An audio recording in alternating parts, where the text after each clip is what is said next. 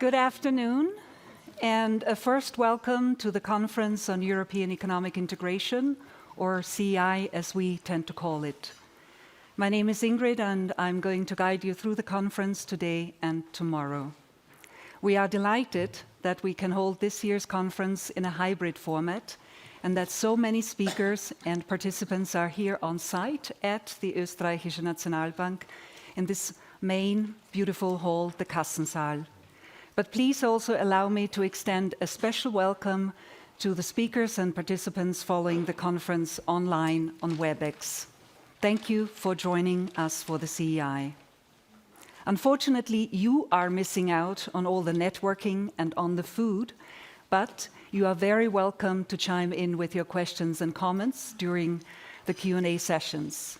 And to do so, you will have two options. First, you can use the raise hand symbol, and once I've called on you, your microphone will be activated, and then you can pose your question yourself, or if you wish, you can also write short, clear questions into the chat, and then I will read your questions out loud. We are living in a VUCA world that is marked by volatility, uncertainty, complexity, and ambiguity. And since February, also by a war that is very close to our homes, and even more so for our friends in Eastern Europe. So as we are living in such challenging times, events like the CEEI are so important. They provide an opportunity for policy and decision makers and experts to put their heads together to deepen our understanding of the issues at hand, and also to discuss and find solutions to problems that are in our might. The CEEI's program is once again tightly packed with highly relevant topics and excellent speakers. Today, after the opening remarks by our Governor, Robert Holzmann, Graziela Laura Kaminski from George Washington University is going to give the first keynote on rare disasters and crises and their implications. There are going to be also 3 sessions, including the governor's panel. And there is also going to be one break. And during the break, I would like to invite you to pick up one of the folders that we have prepared, especially for this conference and for you. You will find them right next to the entrance, to the left, outside on the table. This flyer showcases our bank's expertise in Central, Eastern, and Southeastern European economies, and also some of the products that we offer on CESEE topics. Also, I would like to invite you to take a look at the poster highlighting the OeNB's Euro Survey. The OeNB has been conducting the Euro Survey for many years now, and its results provide valuable insights into how individuals in CESEE countries use the euro. You will find one poster out in this direction, but I think it will get quite crowded and loud during the break, so we have also put up 2 posters to the left, right next to the piano. If you want to learn more about the Euro Survey, please get in touch with Julia Wörz.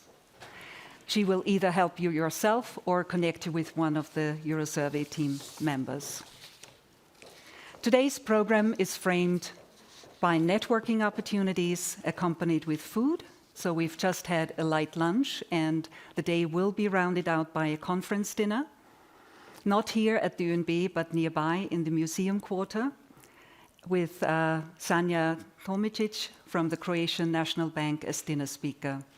Our event management team has prepared a map for you that shows you how to get to the dinner location.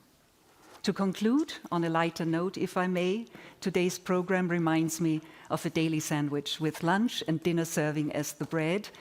And this means that we are just getting started on the juicy fillings now. So please enjoy every bite of it. Enjoy your stay here at the OeNB and also in Vienna. Now I have the great pleasure to ask the host of the conference, the Governor of the Österreichische Nationalbank, Robert Holzmann, to officially open the CEEI 2022.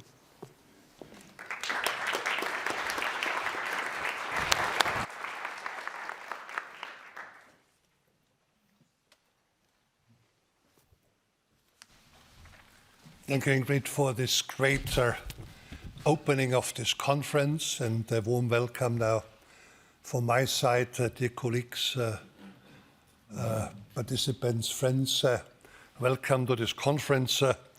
And I also welcome those who have to follow us from afar. At least we have the opportunity for this bimodal mode of having you here, but also listening via our loved or less loved communications here.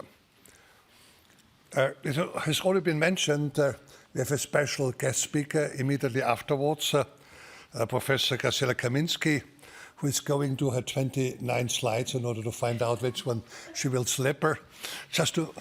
I know, you talk faster. That's what she said. Coming from Argentina should be easier for her.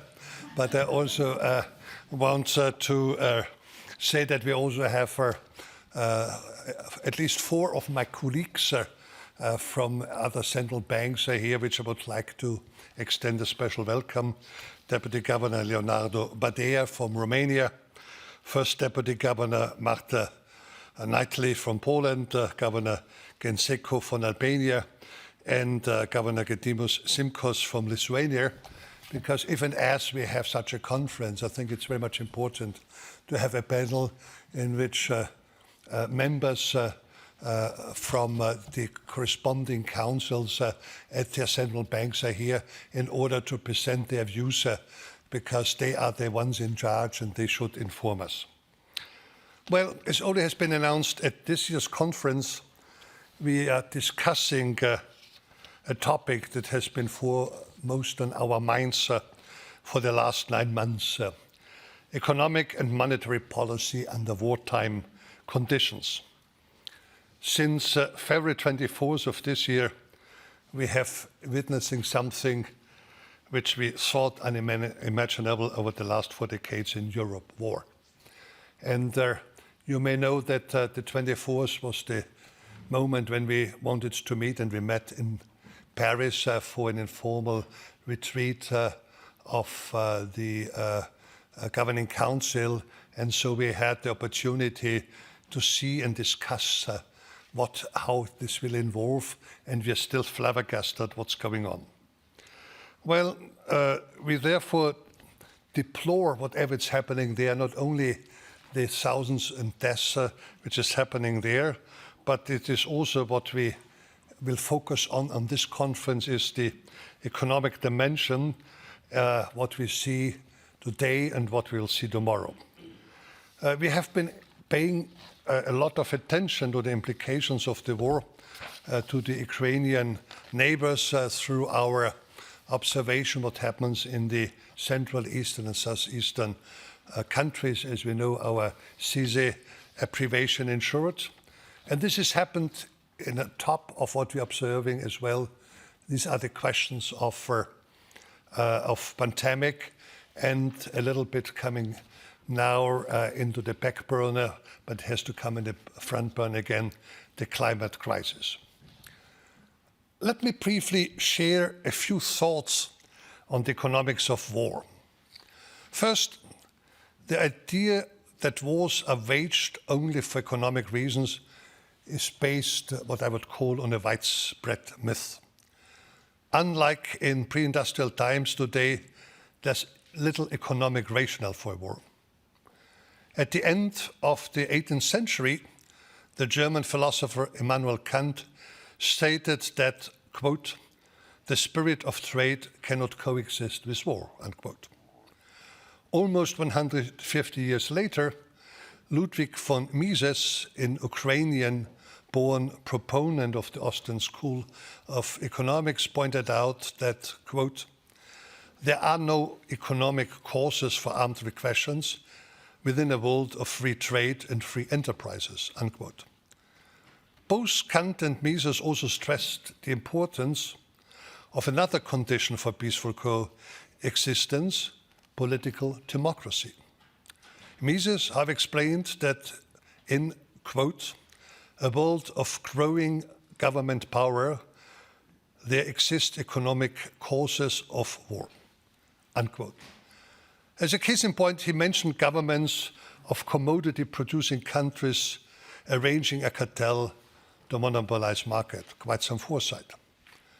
Mises acknowledged that, quote, the wars of the 20th century have been, to be sure, economic wars, but they have not been caused by capitalism, he maintains, but by subordination business under government control, which in turn might have been influenced by the military industrial complex, as I would like to add. He concludes, and this is where it gets topical, the policy of aggression and conquest is self-defeating. Even if technically successful in the short run, it would never attain, in the long run, the ends at which the aggressions are aiming at. This leads me to my second point I would like to make, the economic consequences of war. Military conflict usually benefit a few individuals and companies while inflicting sufferings on a vast majority. Wars might not immediately trigger a recession because initially, as we know, stepped up production and military expanding may even fuel economic expansion.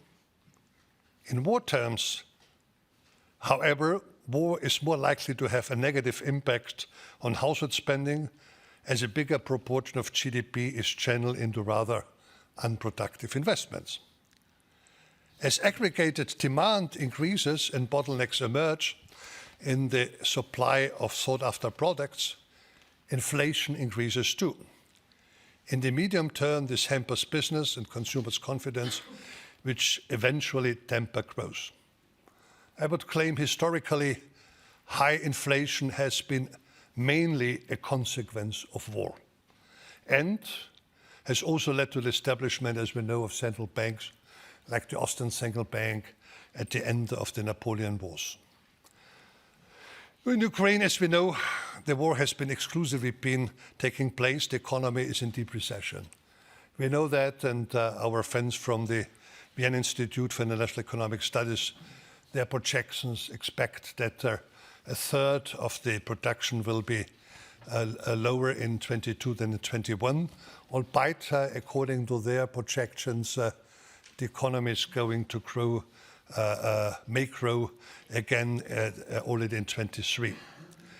In contrast, the economy of the aggressor has proven to be much more resilient than projection, because the sanctions by the West take longer than expected, but still the Russian GDP is going to contract by estimated 3.5% this year and the same amount next year, and the impact of Western high-tech embargo will be felt much more strongly in the future. But of course, chances are slim for any improvements in the medium term with the recent mobilization, which took quite a number of labor force out of the economy, which is likely also to decrease the growth chances. Similarly, in the economies of CESEE, they have held up better than initially thought. The expansion in the first half of this year has exceeded expectation, so that the EU Eastern economies members have grown by almost 4%, rising incomes and solid demand, rising incomes and through solid demand from Germany. The region, however, is embracing itself for a tough winter, and however, as the situation is likely to change dramatically in the months to come. Now, while the sanctions have so far been weaker than expected, impact on the Russian economy as well, they are due to leave a mark on in the long run. Unlike Russia's outright aggression, it is not in the cards for Europe yet. Even though the euro area economy has fared much better than expected in the first half of 22, the economic consequences of war continue to darken its outlook while pushing the inflationary pressures. Economic activity is likely to stagnate in the winter as headwinds from gas supply disruptions and surging energy prices are mounting. Without no doubt, Russia's full-scale invasion of Ukraine has been a watershed moment that will have enormous repercussions for Europe and beyond. In the short run, supply and demand shocks are jeopardizing price stability and economic activity. Central banks in advanced economies are claimed to face with unpleasant trade-off between high inflation and low growth, which will also weigh on emerging economies, including those in CESEE region. The medium-term economic consequences depend on how the Russian-Ukrainian conflict will evolve. While the reference scenario is a lingering conflict, an adverse scenario of escalating hostility may impede even steeper energy prices, higher long-term inflation, and economic recession, and there are even more dramatic projects which have been outlined. As to the long-term development, the key question is whether the war and the sanctions will result in a bipolar world in which the transatlantic alliance is pitted against the Sino-Russian bloc with variable coalitions with the rest of the world. CESEE countries would be especially hit by such an iron curtain, such a new iron curtain. Also, they might also benefit from trade deviation. That's something we discussed last year. This trade deviation may end up have positive effects on nearshoring or friendshoring. As we all know, Russia war is not the only crisis spurring transformation in Europe and the world. Other pressing concerns are COVID and climate change. Despite substantial differences, all three crises have important commonalities. Economically speaking, they are above all or majority supply shocks, and they impact specific sectors unevenly. And like all supply shocks, they cause a dilemma for monetary policy. Containing COVID pandemic had limited success across the globe. The pandemic, therefore, continued to hit the world economy predominantly with adverse supply shocks, but also via demand shocks. In the euro area, monetary and fiscal policy reacted quickly by massively accommodating the demand shock. The outcome of these policies has been, broadly speaking, benign. But by the end of 2021, economic activity had returned to the pre-pandemic crisis. However, one of the factors what we see now is that the European banks have entered the crisis in good shape, having learned the lessons from the 2010 years. They have accumulated sufficient reserves and have proven now to be part of the solution, not part of the problem. The pandemic has also disrupted supply chains. Since the mid-1980s, global value chains have played a key role in deglobalization. They've boosted world trade, productivity, and real income growth, above all in emerging economies. On the downside, they've also helped transmit shocks, including inflation shocks. Recent disruptions have shown that supply chains may lead to dependence on the few concentrated suppliers. And what we have seen now, it is fatal if world trade is glued to a few suppliers, and it has to become more resilient by diversifying suppliers and deepening markets. Finally, the crisis that we are still, facing and not have attached yet is the one of the climate. We just saw the, unfortunately, little optimism raising end of COP27. And it will take huge efforts at both the national and international level to achieve the low level of carbon world by 2050, to which all the international community has agreed. For measures to be effective, They will have to be disruptive and comprehensive in the Schumpeterian sense of greatest destruction. At the same time, it is imperative to reduce them in an orderly manner to minimize transition risks. It will take years, if not decades, for the high initial investment cost to be borne by the public and private sector to pay off in terms of cheaper energy and energy security. And the ensuing shocks have not been yet priced with sufficient enough detail by the financial markets, if at all. From a central bank's perspective, they include both pains and perhaps some gains. First, the disruptive forces of creative destruction may raise productivity, and with productivity, it may raise the natural interest rate, which will be a benefit to policy settings. Secondly, despite the potential benefits, the costs will be reared and will impact inflation, which has already spurred by higher military expenditures and demographic change. So there is an underlying inflation waiting, which we have not yet fully understood. And third, further energy production will depend on the global south, as sun and wind are in better shape there than we are in Europe. And this will require capital flows from the north to the south in order to, on the one hand, it can take off the savings glut, which we still have in the north, and it will help to facilitate to investments in the south to create jobs there. Ladies and gentlemen, after having touched on many problems we are facing today, let me finish with a positive note. Despite widespread doom-mongering, there are no compelling reasons to be so pessimistic about the global development.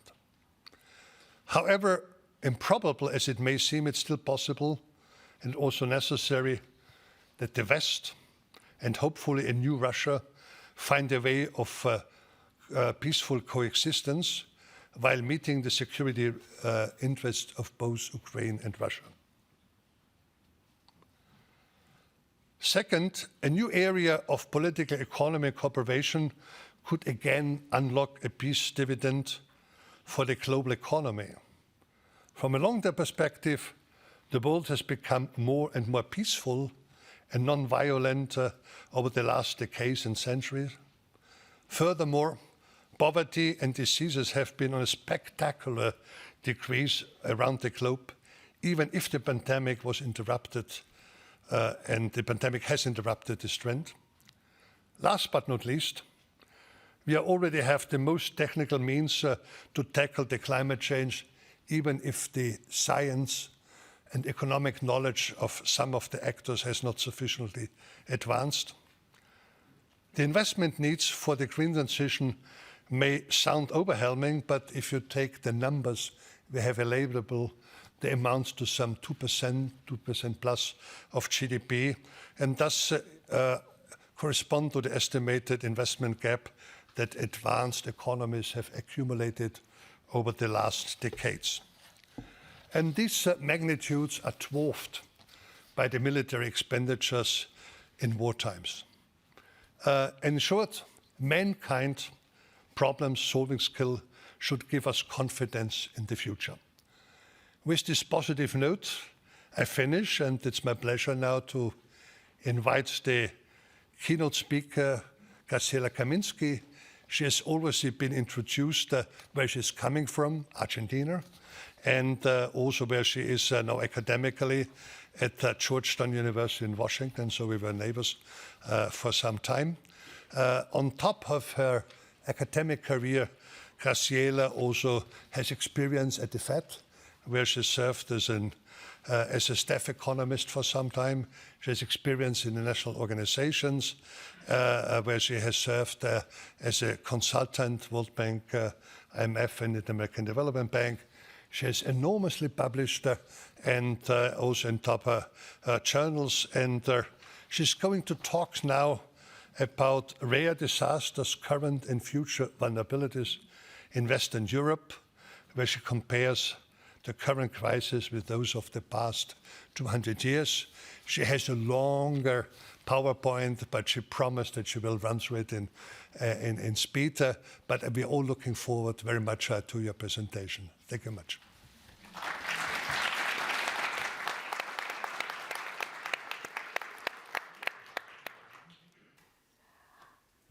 Good morning. Thank you, Governor Holzmann, for the invitation. I'm very pleased to be at the Central Bank of Austria. It's not the first time. They always receive me very well, so I enjoy coming here. And this is my first visit since 2020. Okay, this is my first trip overseas, so I thank you very much for the invitation. Okay. What I'm going to talk, I was very interested that when you started to talk about this crisis, you went back 200 years too. And this is because this is not a typical crisis. This is a rare disaster in which we have the pandemic, we have a war, we have prices going up and down, most up. So we need to be looking, when we are comparing this crisis, we need to be looking to the crisis of the past. So that's what I'm going to do. I'm going to talk very little about what happened in the 19th century, and then I'm going to talk about the crisis today, and I'm going to refer to the crisis in 2007, 2009. And I'm going to be looking at Eastern European countries and look at the differences of these two crises. Okay, so we all know we have the COVID that started in 2019. We have now a pandemic with millions of people dead right now. It's not just a pandemic. What we have, it's also a global economic crisis. In 2020,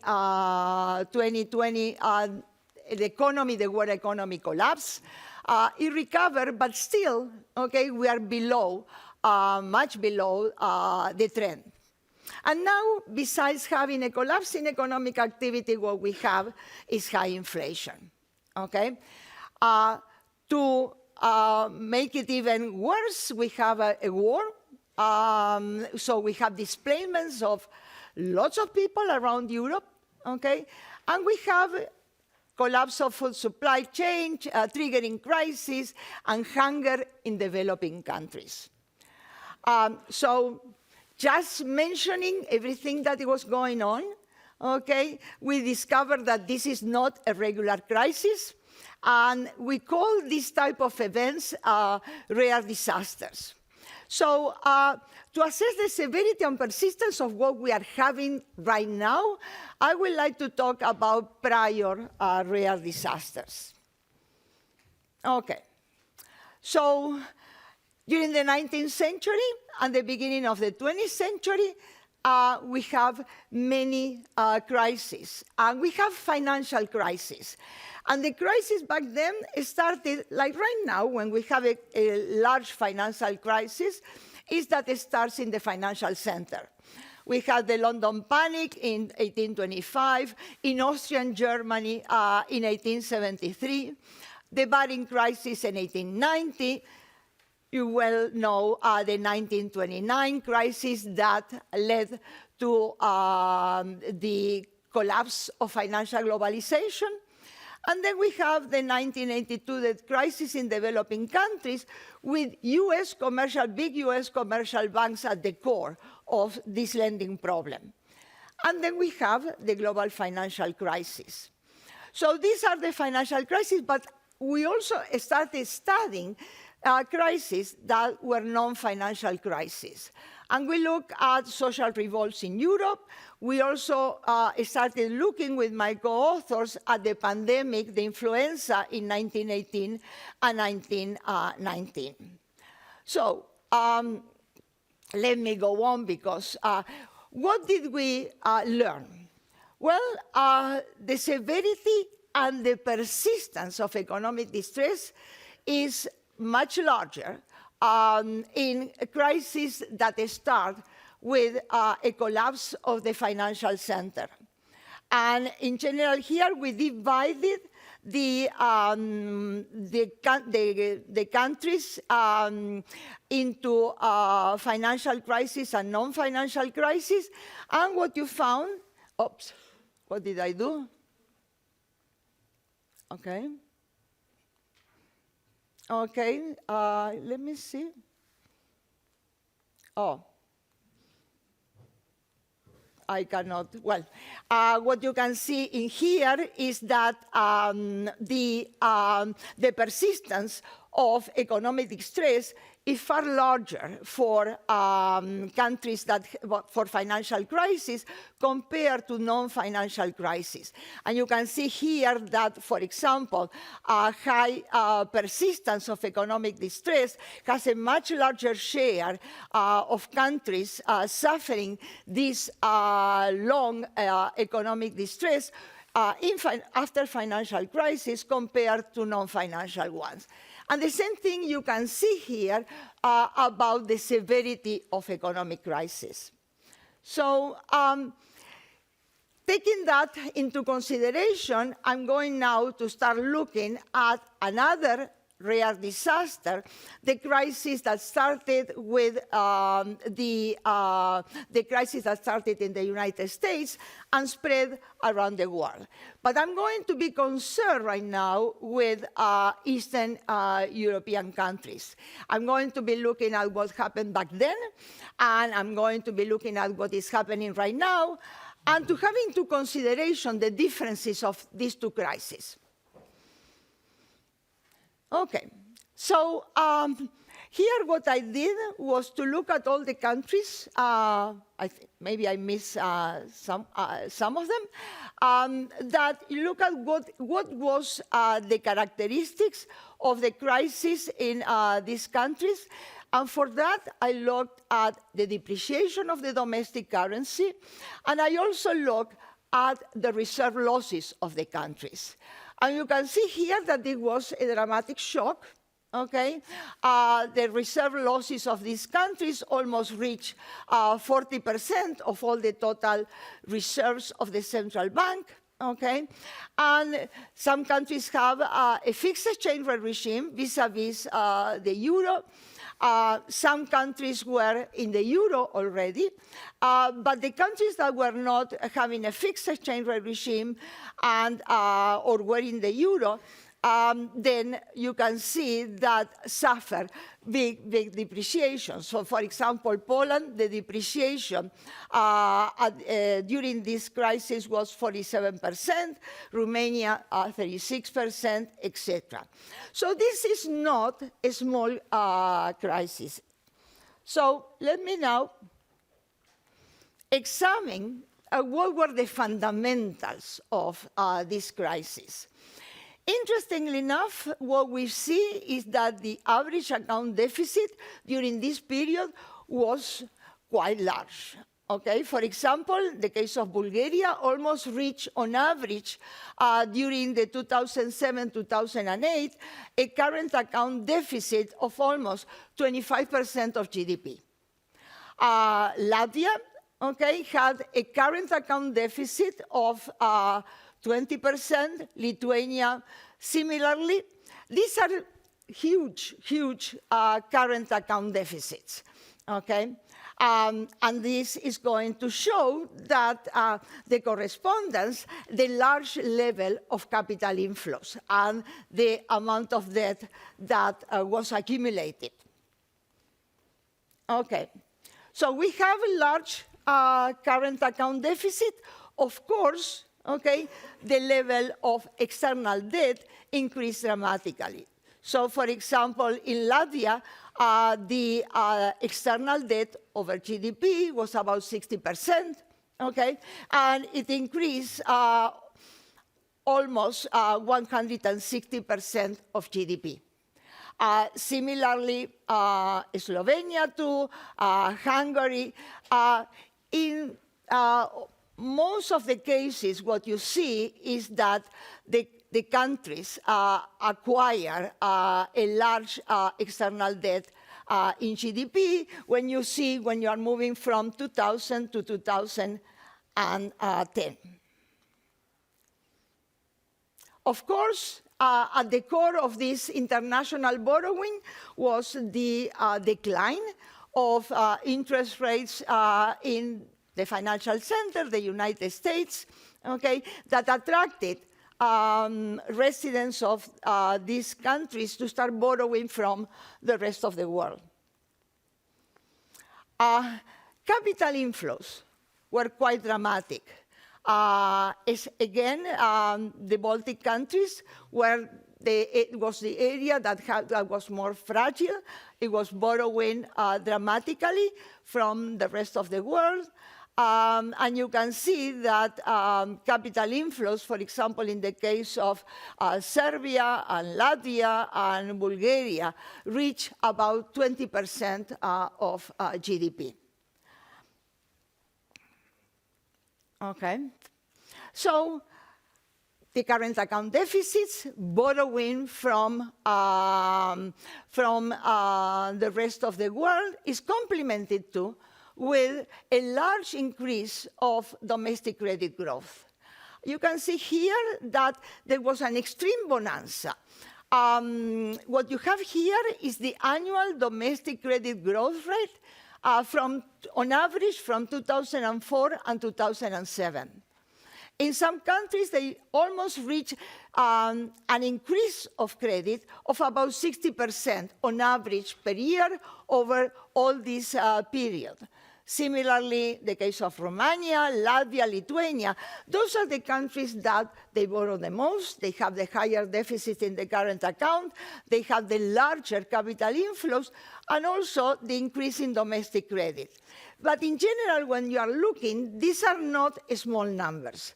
And this creates a lot of instability when something goes wrong, because you have a lot of leverage in each of these countries. Many of these countries have their own subprime problem. Okay, so here what you have, I don't have data for all the countries in the sample, but you can see here the real estate price increases. I don't have a similar data because some countries I have data starting in 2000, some countries are starting in 2005, and some countries the data is starting in 2004. But you can see that these numbers show, okay, a dramatic increase of the real estate prices, and then the collapse after the crisis started. So in the case of Estonia, almost the real estate prices increased during this period to almost 500%. Okay?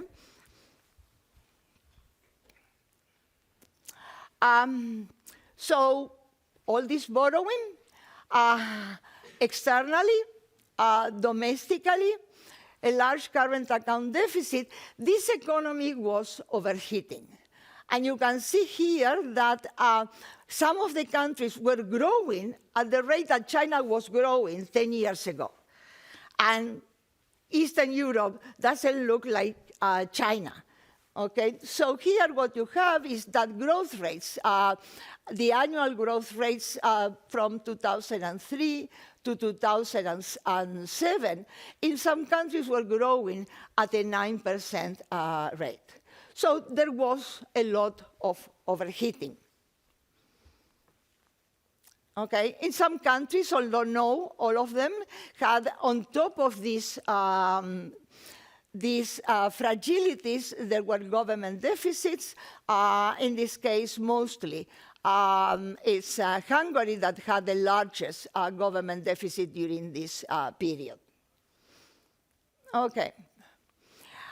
When you have a financial crisis, like the United States had, like the rest of Europe were having, especially southern countries, and the crisis that had these Eastern European countries, you need to reverse your current account. You need to start saving, and this is going to be very painful. And in some cases, you will have to, the government budget deficits are also quite large. When you have such a huge current account deficit, you need to have a reversal. But in order to have a reversal, you need a collapse of GDP. When in the midst of the financial crisis, countries do not get a trade credit. And so in order to improve the current account, what you need to do is to have a collapse in economic activity and to have a collapse in imports. In the case of Thailand, in 1998, there was a reversal that was about 12% of GDP, with GDP declining by 11%. Latvia is another country in this crisis of 2007 and 2009. The current account deficit of GDP was 22%. It had to increase the current account surplus in 2009. In order to obtain this current account surplus, you have to have a collapse in economic activity, and the collapse in economic activity in this extreme case was 18% in 2009. So having this large current account deficit, having these large capital inflows, and a credit bonanza in each country, okay, you need to eliminate all this overheating. You have to also to start reducing the deficits, not just by a collapse in economic activity, but also by a combination of tax increases, expenditure reductions, and bringing a more pronounced, even cyclical downturn. So this was the crisis that we observed in 2007 and 2009. This was a financial crisis, and I would like to examine the crisis that we are living now around the world. So what I'm going to do is compare numbers from the previous crisis to this crisis, okay? And again, the first two columns are what happened in 2007, 2009. Then the next two, what you have is what happened in 2020 to 2022. And what you see here, basically, most of the currencies were fixed vis-a-vis the euro, okay, or they were in the euro system. And when they start to look at whether they have reserve losses during this period, they have gains, okay, in reserves. So already the degree of problems is shown here. That is quite dramatic when you look at the data from 2007 and 2009. What is happening right now? Here you can compare. The blue bars are 2007, 2008. The red bars are 2018 to 2019, before the crisis erupted. And you can see here that borrowing from the rest of the world, the average current account was much, the deficit was much smaller than it was before. Okay? And the external debt didn't increase as much. Okay, it declined, but still the debt of all these countries is higher than what we have the external debt in 2000. Okay, but the deterioration of the current account and the continuous increase in the external debt was stopped. What about credit? Okay, here you can see, visualize very well, that credit, there was a huge credit bonanza before the 2007-2009 crisis, but we didn't have any credit bonanza before the crisis of 2020 started. Okay? The same thing okay, these real estate prices did increase, but nothing compared what we have seen in the financial crisis of 2007 and 2009. Okay? And finally, here you have some data comparing deficits, government deficits before, and government deficits right now. And in general, what you observe, okay, is that the bonanzas that we observed in 2007, before 2007, 2009, are not in here. So we don't have an accumulation, okay, of leverage that is going to trigger a real problem in the countries with this type of bonanza. The economy did not overheat here, and you can see that they were growing at a reasonable variable, but not at the levels that these countries were growing during 2003, 2007.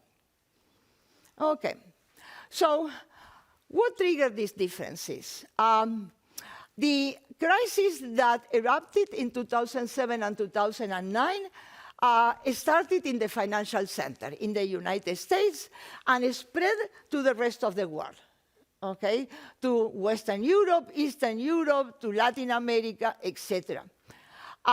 We have dramatic credit bonanzas around the world, and we have unexpected financial crisis. This is important. When you have a large bonanza, financial bonanza, and then suddenly you are surprised by a crisis, you have to start deleveraging. Everybody has to start deleveraging. And this is what is going to trigger is financial contagion, fast and furious contagion around the world. So this is a question, these results are not just happening, were not happening in Eastern Europe, they were happening in Western Europe, in the United States, when you have borrowed so much, and then suddenly you have to deleverage, okay? This is going to lead to a crash in the economy. Okay, and it's going, in general, what you observe is that this type of crisis, then you have fast and furious contagion. The other crisis that we are looking at now, we didn't have financial bonanzas, either borrowing of these countries from the domestic credit market and the external economy. And in general, what you find when I'm looking at this data is that these crises are less severe and less persisting. So this is going to give us a view of the crisis in 2007, 2009, and the crisis right now. This is not a financial crisis, and in general, what we expect when we are looking at the data from 200 years is that these crises are going to be less severe and less persistent. But now we have another complications. We have the COVID and war. And this is triggering supply chain problems, fueling commodity prices, and in general, overall inflation. Okay? So in general, from the economic point of view, this crisis is more subdued than the crisis that we observed in 2007 and 2008. And in general, from this crisis, economic activity is restored, and not like the persistent crisis and the decline in economic activity following the crisis of 2007 and 2009. But now we have the war, we have COVID, and this we need to have into consideration. And this is also triggering supply chain problems, fueling commodity price inflation, and inflation in general. Of course, with the prices of commodities increasing so dramatically, there is affecting a lot developing countries. There is a lot of poverty and crisis defaults in developing economies. So I just want to put into perspective, because we are living in a crisis, and it seems that the crisis is quite dramatic, and it is, but not from the economic point of view compared with prior crises. So let's look a little bit forward. And I have two more slides. And I would like to talk about what more fragilities we can start looking at for the future.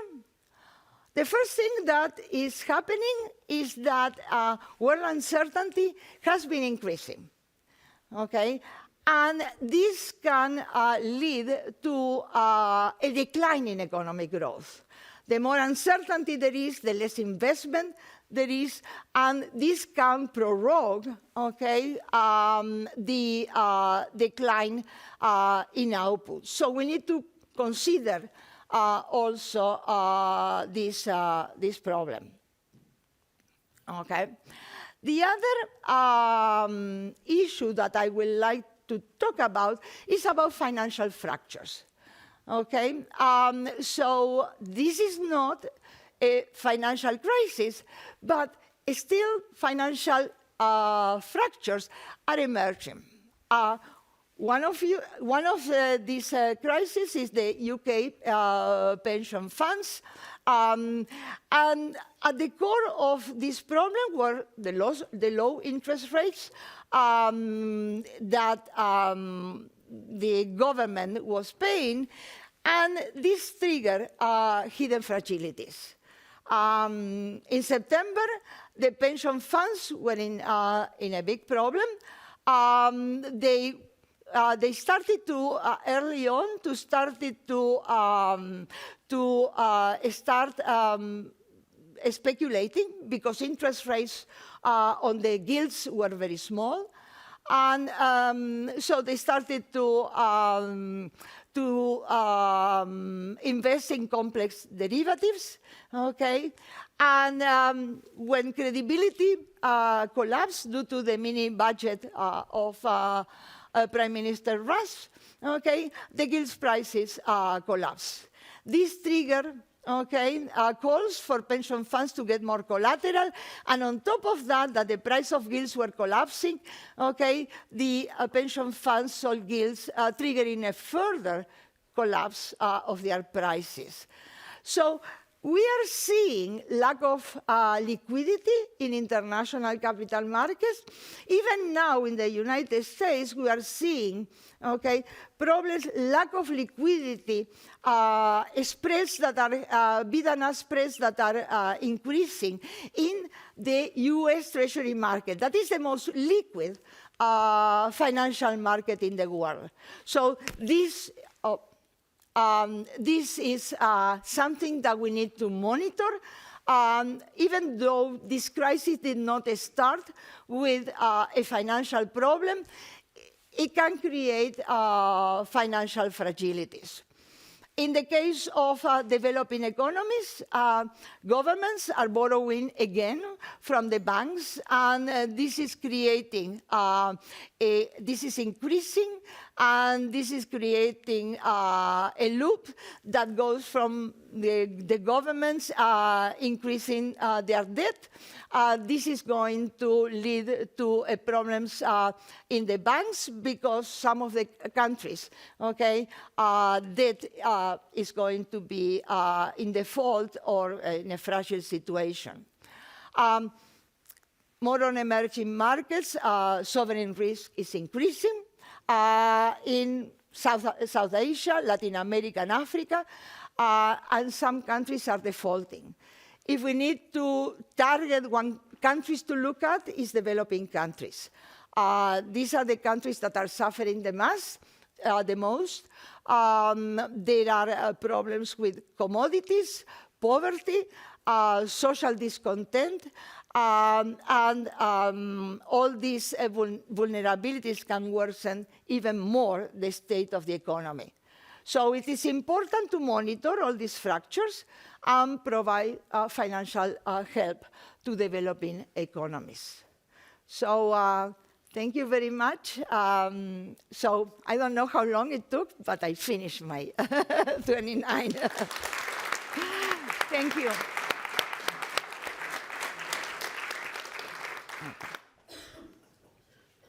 We do not have any questions yet from the chat, or nobody has raised their hand, but maybe there are some questions here. Yes, over there.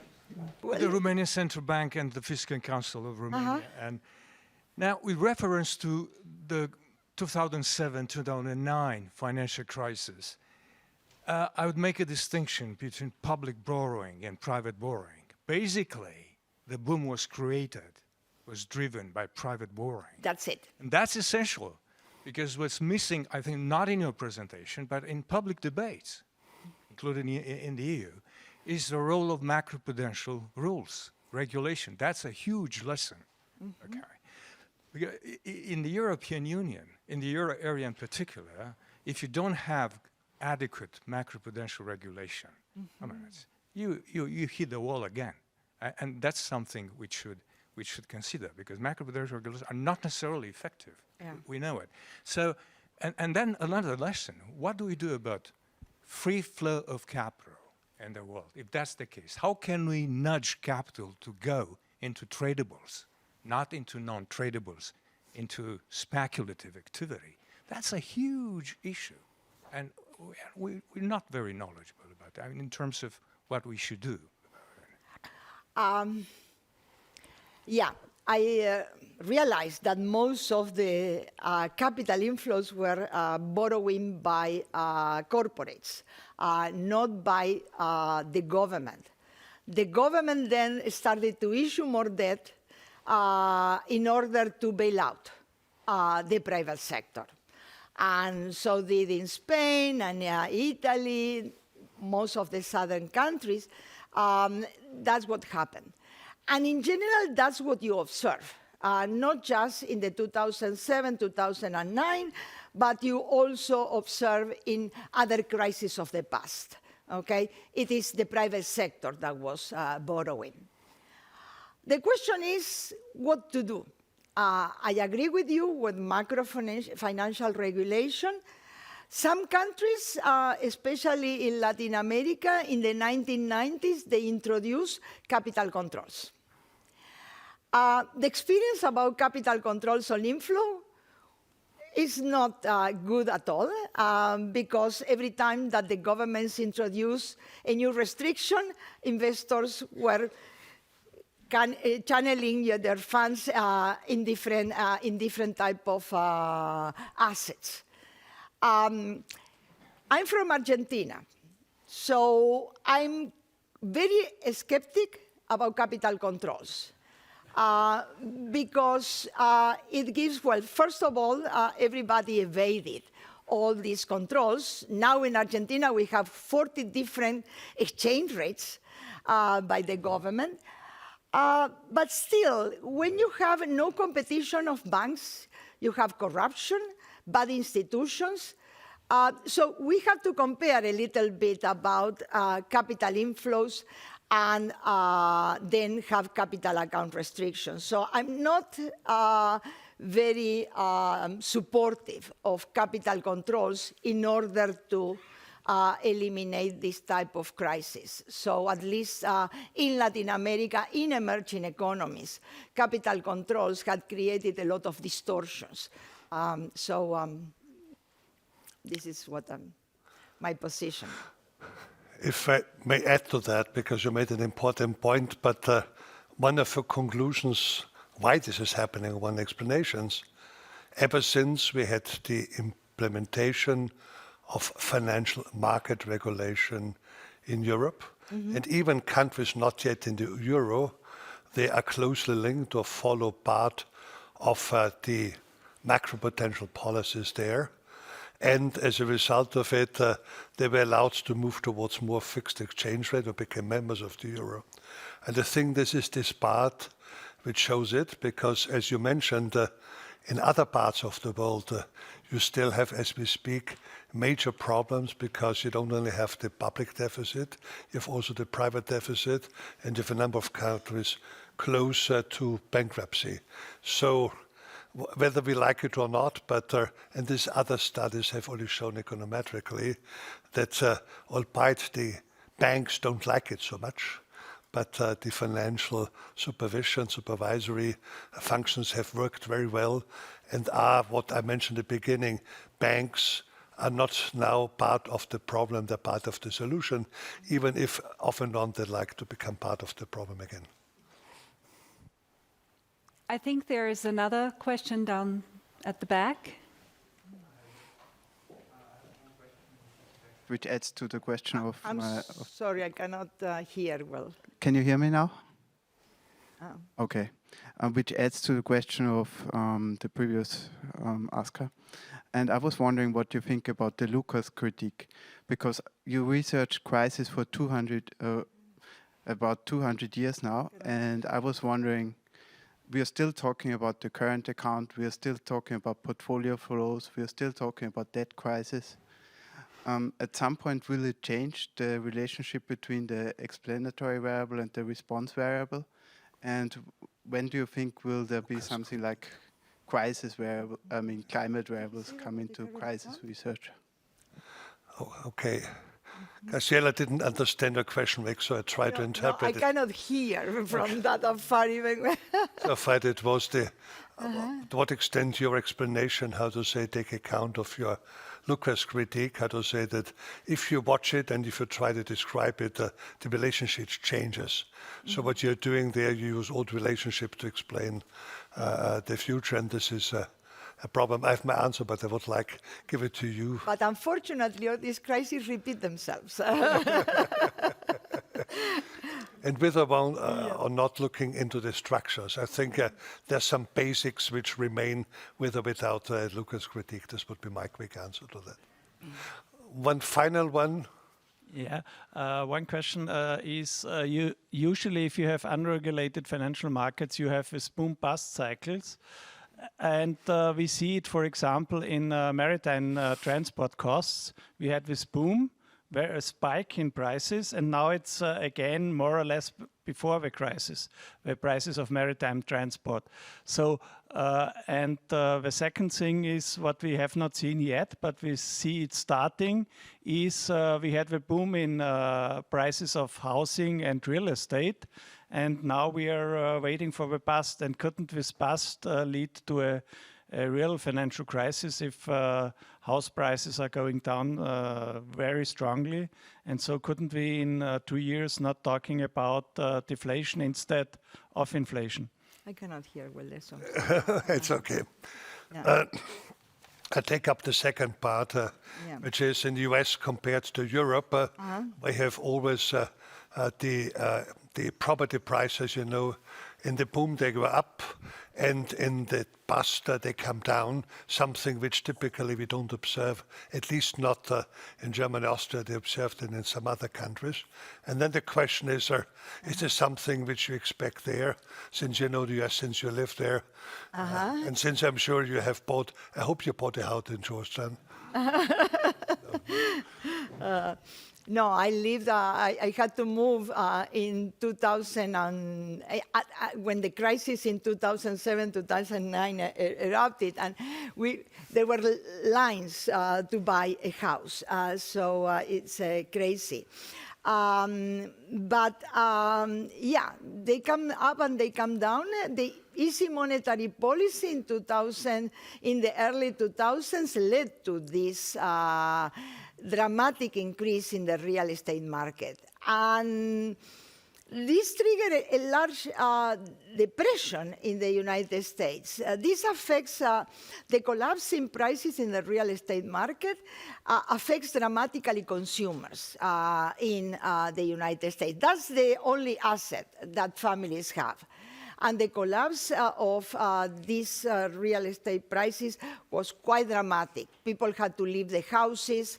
The only difference between Europe and the United States is that if you leave your house, you don't have a debt. Here in Europe, you leave your house and you still have a debt. So that's more problematic. So, yeah, we have seen yeah, in this crisis, being accompanied by real estate markets that affect a lot as households. I think that's an important observation that in US, when your equity becomes negative because of the houser, you don't have to pay for this negative equity. You just leave the key at the door and walk off. You can't do this in Europe, which is a kind of a stabilizing feature, which helps out there. Thanks a lot. I think we would love to continue more with you. Thanks again for your great speech. Okay, no, it's okay. Okay, Ingrid, take over. Thank you so much for this wonderful keynote and the first discussion we've had here. Now I would like to ask Gerhard Fenz to come on the stage, and also the two panelists that are here in the hall. Ms. Flores Gual is joining us online. Gerhard Fenz is going to discuss with his panelists the economic prospects beyond the war. He heads the business cycle analysis section in the OeNB's Economic Analysis and Research Department. Thank you. Thank you, Ingrid. Elena is online. Elena, can you hear us? Yes, perfectly well. Can you hear me? Yeah, perfect. Great to hear you. Okay. And to see you. Highly welcome. Yeah, thank you very much, and welcome to our first session. It's a great pleasure to chair this session. I stepped in for Isabel van Stenkisten, who couldn't manage to come, unfortunately. The session is dedicated to the question of economic prospects beyond the war, and Graziella Kaminski just gave us a fascinating overview of 200 years of rare disasters and the current war. The Russian war against the Ukraine is definitely one of these rare disasters, hopefully. And of course, first of all, for the people in the Ukraine, for those it's a human tragedy, of course, but also for the global economy, as it has implications for prices, for the supply of energy, for the supply of food, and therefore for overall GDP growth. But it's also an event which caused an environment of elevated uncertainty and will potentially lead to substantial changes in the world economy. In this session, we want to explore how this new environment, where, so to say, the geostrategic power thinking is dominating economic rationale, how this will impact on economic prospects for different areas in the world, for the European Union. Elena, that's probably the thing for you. For the world, which is done by Francisca, and for the CESEE region, which is Mario, a specialist on. In doing so, of course, we have to keep in mind what Governor Holtzman stressed in his opening remarks. The Russian war against the Ukraine is only one of the challenges of the crisis we are currently facing. And in fact, it's a series or a coincidence of different crises which we are confronted. And we have to address probably their combined effects in trying to assess that. So the key questions which we try to address in these sessions are: what does the sequence of crises and their combined effects on energy, on prices, on supply chains imply for economic growth, as well in the short run as well as in the long run? What does the decoupling of the Russian economy from Europe and maybe the bipolar world we are heading towards mean for Europe and more generally for the world economy and for globalization? And maybe we can also touch a bit on what kind of reconstruction plan for the Ukraine we think of, and how to finance investments in our Eastern European neighborhood in the future. We are very glad to have three very distinguished speakers who in this session who will share their thoughts and their assessments on this issue with us. Let me briefly introduce them.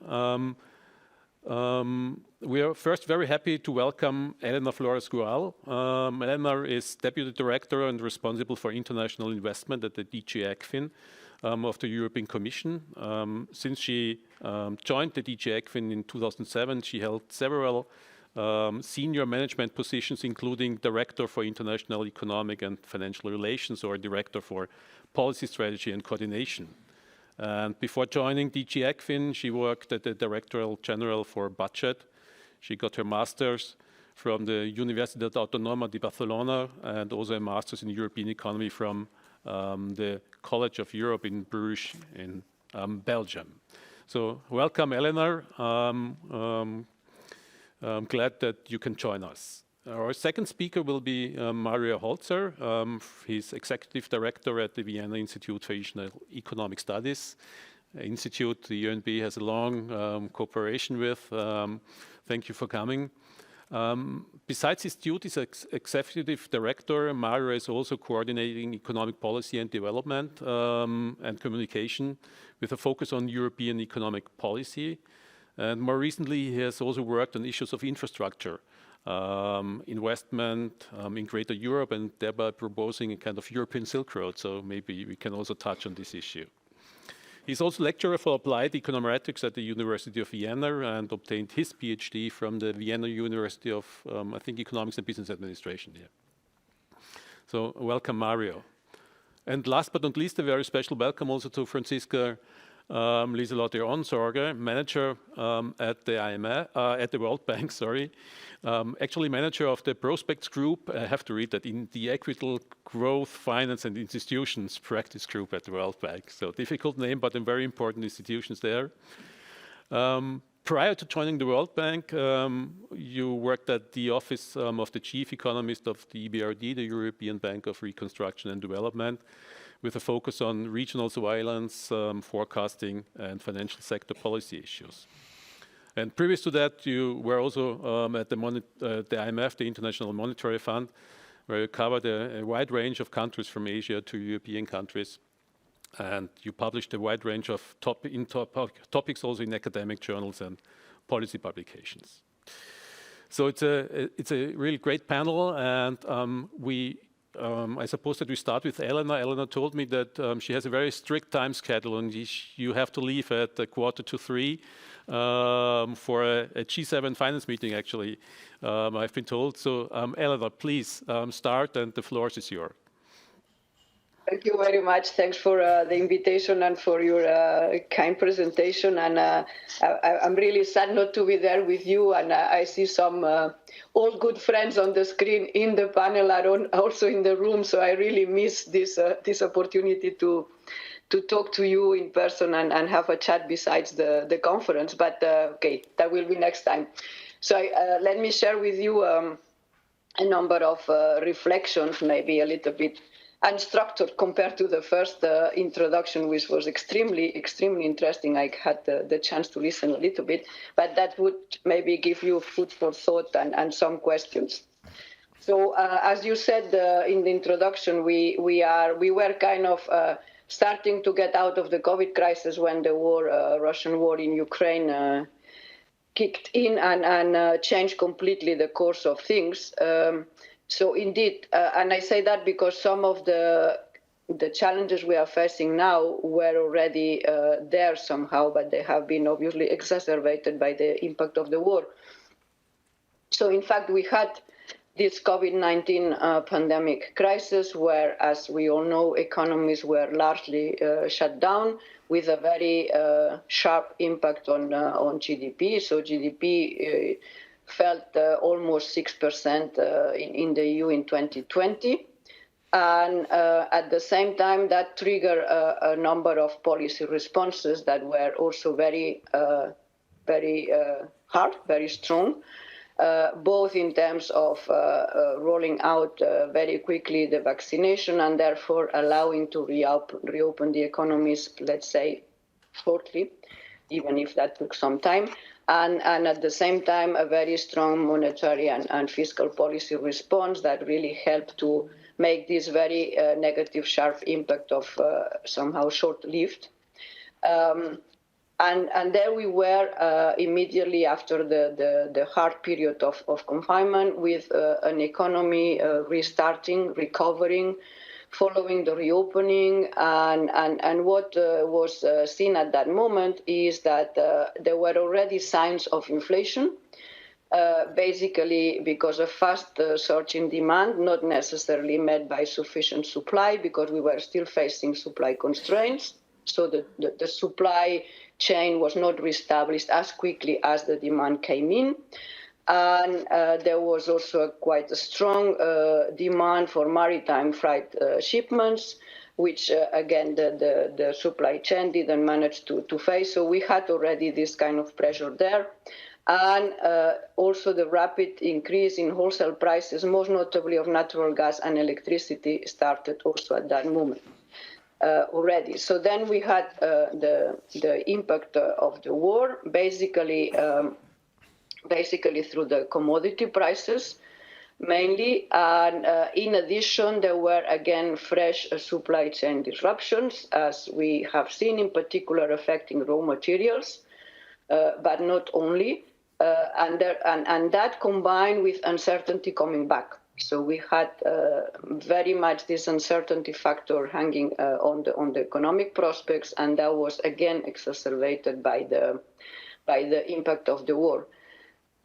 In the EU and in Europe in general, that was obviously felt very strongly, in particular, one, due to the geographical proximity, the heavy reliance on imported fossil fuels, especially from Russia, and high integration in the global value chains. And we see that, I would say, across Europe, but with very different impacts across countries. And I will come back a little bit on that. In terms of macro effects, very quickly, let's say in terms of inflation, already mentioned, I mean, energy prices have increased very significantly, at least until mid-22. We expect for Europe a shift in the peak to the end of this year. And this very sharp increase in commodity prices and the impact of that is particularly visible in countries in Central, Southern and Eastern Europe in particular. And then in terms of growth, there we also see that there is a broad-based slowdown in external demand and a gradual worsening of the outlook. We have had our forecast very recently. IMF, I think we are all more or less in the same level of numbers. So clearly slowdown in economic activity. For Europe, we expect stabilization only in spring next year, with growth gaining some traction only towards the end of the year.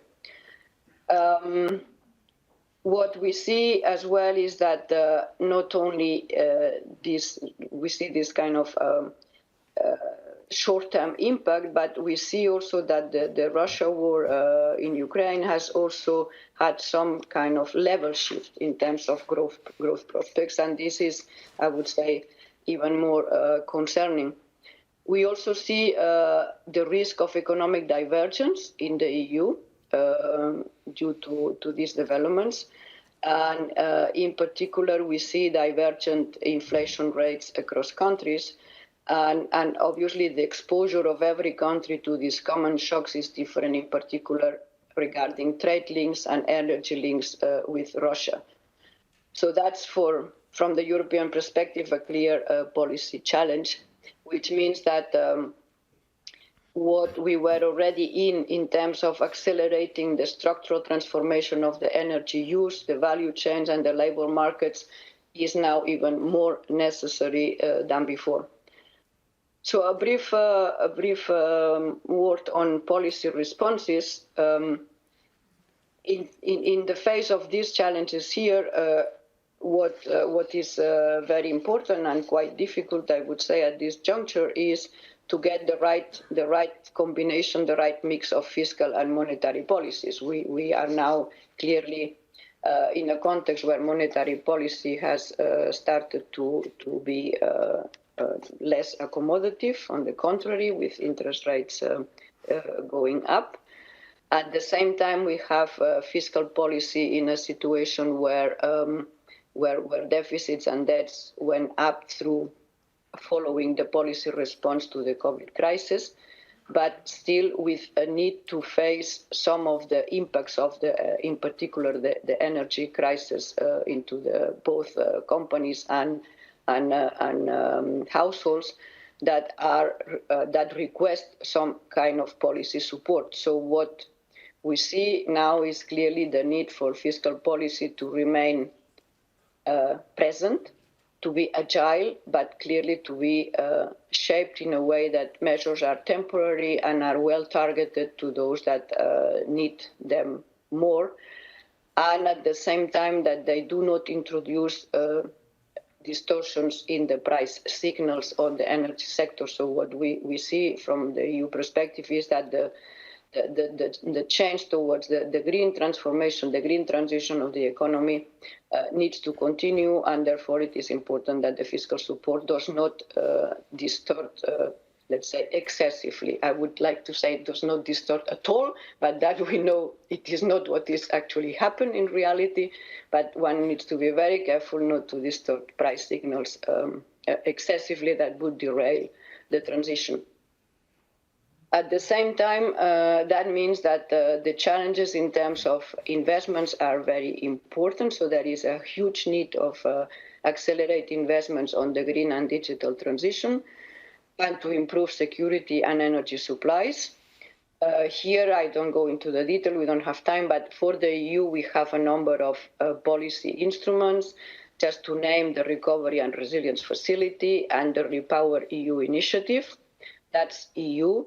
There are other instruments that we can use for the non-EU, let's say, neighbor countries with, I would say, with the same priorities. So to support energy efficiency, to support diversifying structurally the energy supplies, and to facilitate the necessary investments to go through these transitions. So that's very quickly the sort of the landscape in terms of challenges and policies from the EU perspective. To add to that, obviously, just one sentence on Ukraine. Clearly, that's a big challenge already now. As you may know, we have proposed macrofinancial assistance, special macrofinancial assistance to cover 2023 needs. Financial needs for Ukraine of 18 billion. It's now in the process of being adopted by the co-legislators. But obviously that's one element, and we all know that the needs for reconstruction will be very high, and that's another challenge that we face in the EU to bring together the necessary resources together with our partners. And then a last word on the global effects, because that's something we also feel very, very strongly in our interactions with our partners, but also as EU being a member of G7 and G20, is that all these combined effects have resulted in a very important food security crisis for a lot of countries in the world. So not only energy, but also food security. We see also that the normalization of monetary policies in advanced economies have had some destabilizing effects, I would say, in emerging economies, both in terms of impact on prices, but also in terms of capital flows and the price of the borrowing for those countries. I think Graciela already mentioned the question related to the debt situation in a lot of vulnerable emerging markets, and this has only increased in the latest months. And finally, to say that there is also a kind of open discussion about reshaping globalization or reshaping the value chains, whatever name we want to give at that, but there is a clear discussion about not only efficiency matters, but also one needs to think about security of supply, reliability of trading partners, and resilience of these global value chains.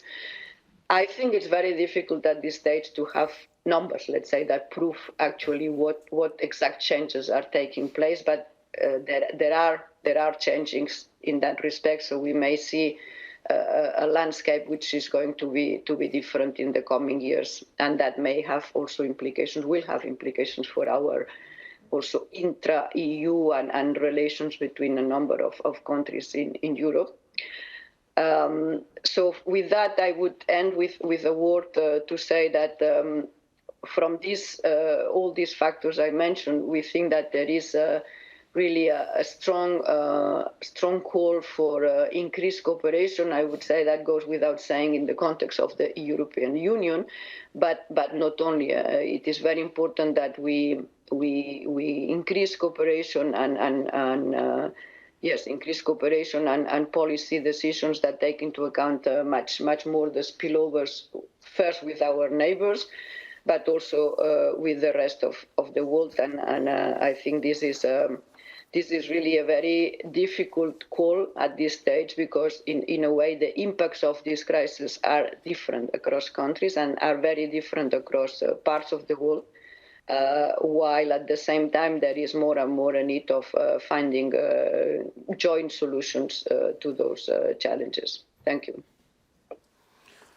Thank you very much, Elena, for the views concerning especially the European Union. And I would now like to hand over to Mario Holzer. You have prepared a small presentation. Yes. And you will focus on, of course, on the CESEE region, the effects of the war and the crisis on the countries in that area. Thank you very much for the invitation. Indeed, I have prepared a few slides. I hope we can have them on the screen.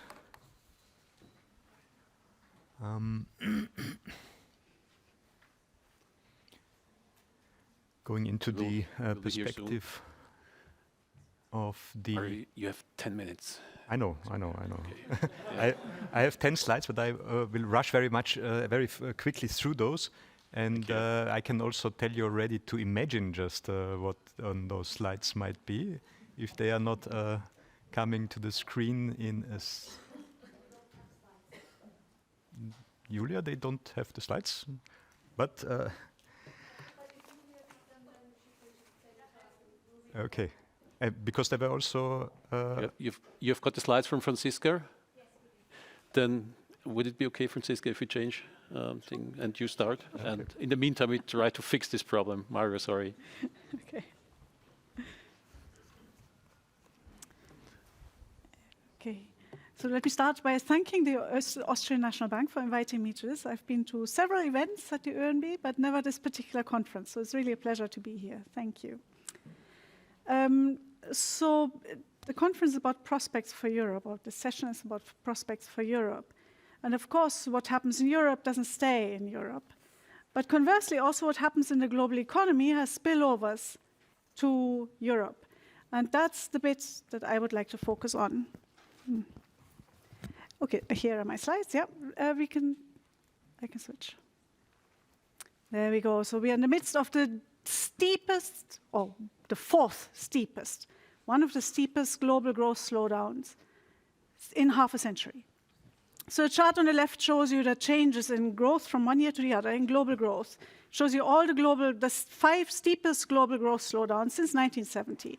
You can see this one is the 4th steepest. The only ones that were steeper were in global recessions. So that's 2009, that's 2020, and that's 1974. And it's not just the global economy. Of course, we all feel it in Europe as well, or you all feel it in Europe, since I'm stationed in the US. In the euro area as well, the only growth slowdowns that have been steeper since its inception have been the ones around the global recessions, the global financial crisis, the pandemic, and then the euro area recession as well. All the engines of global growth are sputtering. So the US has already had its 2 quarters of negative growth. The euro area has not quite had it, but Elena already told us its growth is slowing steeply, and we may well end up in a recession in the euro area as well. And of course, in China, a quarter of GDP, the real estate market is under stress. So China has also been struggling this year, both in the real estate market and the COVID lockdowns. That's 55% of global GDP, having a very difficult 2022. And 2023 is likely to be worse. We expect another slowdown in growth in 2023 by another, well, consensus forecast is here on the right, because we're still in the midst of updating our forecast for early January when we launch our Global Economic Prospects report. That is, it's about almost 1 percentage point slowdown that's now expected between 2022 and 2023, much more than was expected at the beginning of the year. And same in the euro area now. There are some who expect a recession that is much worse than anyone had expected early in the year. And of course, one of the reasons for this slowdown is currently underway is the extraordinarily synchronous and steep monetary policy tightening that is currently underway. The kind of increases in G7 policy rates that are underway in this current Fed tightening cycle, we have not seen since the 1970s, the late 1970s. Of course, we all know the reason. It's because of high inflation. So in the chart on the left here, you see global inflation, advanced economy inflation, EMDE inflation. You see inflation in the euro area, you see inflation in the CESEE countries. It's up. It's up everywhere. Over the last 2 years, inflation globally is up by 9 percentage points. At this point, it's almost 10%. This is the highest level in 28 years. In the emerging markets and developing economies, we are at a 14-year high. In advanced economies, at a 40-year high. Inflation is high by any standard. It's above target in all inflation targeting advanced economies and almost all inflation targeting emerging markets and developing economies. In CESEE is even higher, 14 percentage points higher. That's been the increase. So, of course, we do expect inflation to turn around. Maybe it's already happening. There have been some inflation readings that have been a little bit receding. So we do, as oil prices fall, we do expect inflation next year to come down. The chart on the right shows you here the modeling using the Oxford Economics model, what we expect inflation to be next year, consistent with our GDP growth forecasts, and this decline in oil prices from $103 per barrel on average this year to $92 per barrel on average next year. So yes, of course, inflation will come down, even just because oil prices, half of that decline is because of oil prices coming down. But that's not the right question. The right question is, will it come down enough? Will it come down enough to make central banks comfortable? And that's the problem that's missing here. If you look at the chart on the right, by end 2023, early 2024, global inflation will be around 3%. That's still a percentage point more than the 2015 to 19 average. Half of that decline will be just because of oil prices slowing. Core inflation on average will still, on average over the year, not by the end of the year, on average over the year, will still be around 5%. So it's quite likely that central banks by the end of next year, 12 months from now, will not be comfortable with those inflation rates, and that they will think that additional tightening will be needed. And that's exactly what we modeled in a scenario analysis. So the blue bars on the left show you already global growth slowing down under the baseline scenario.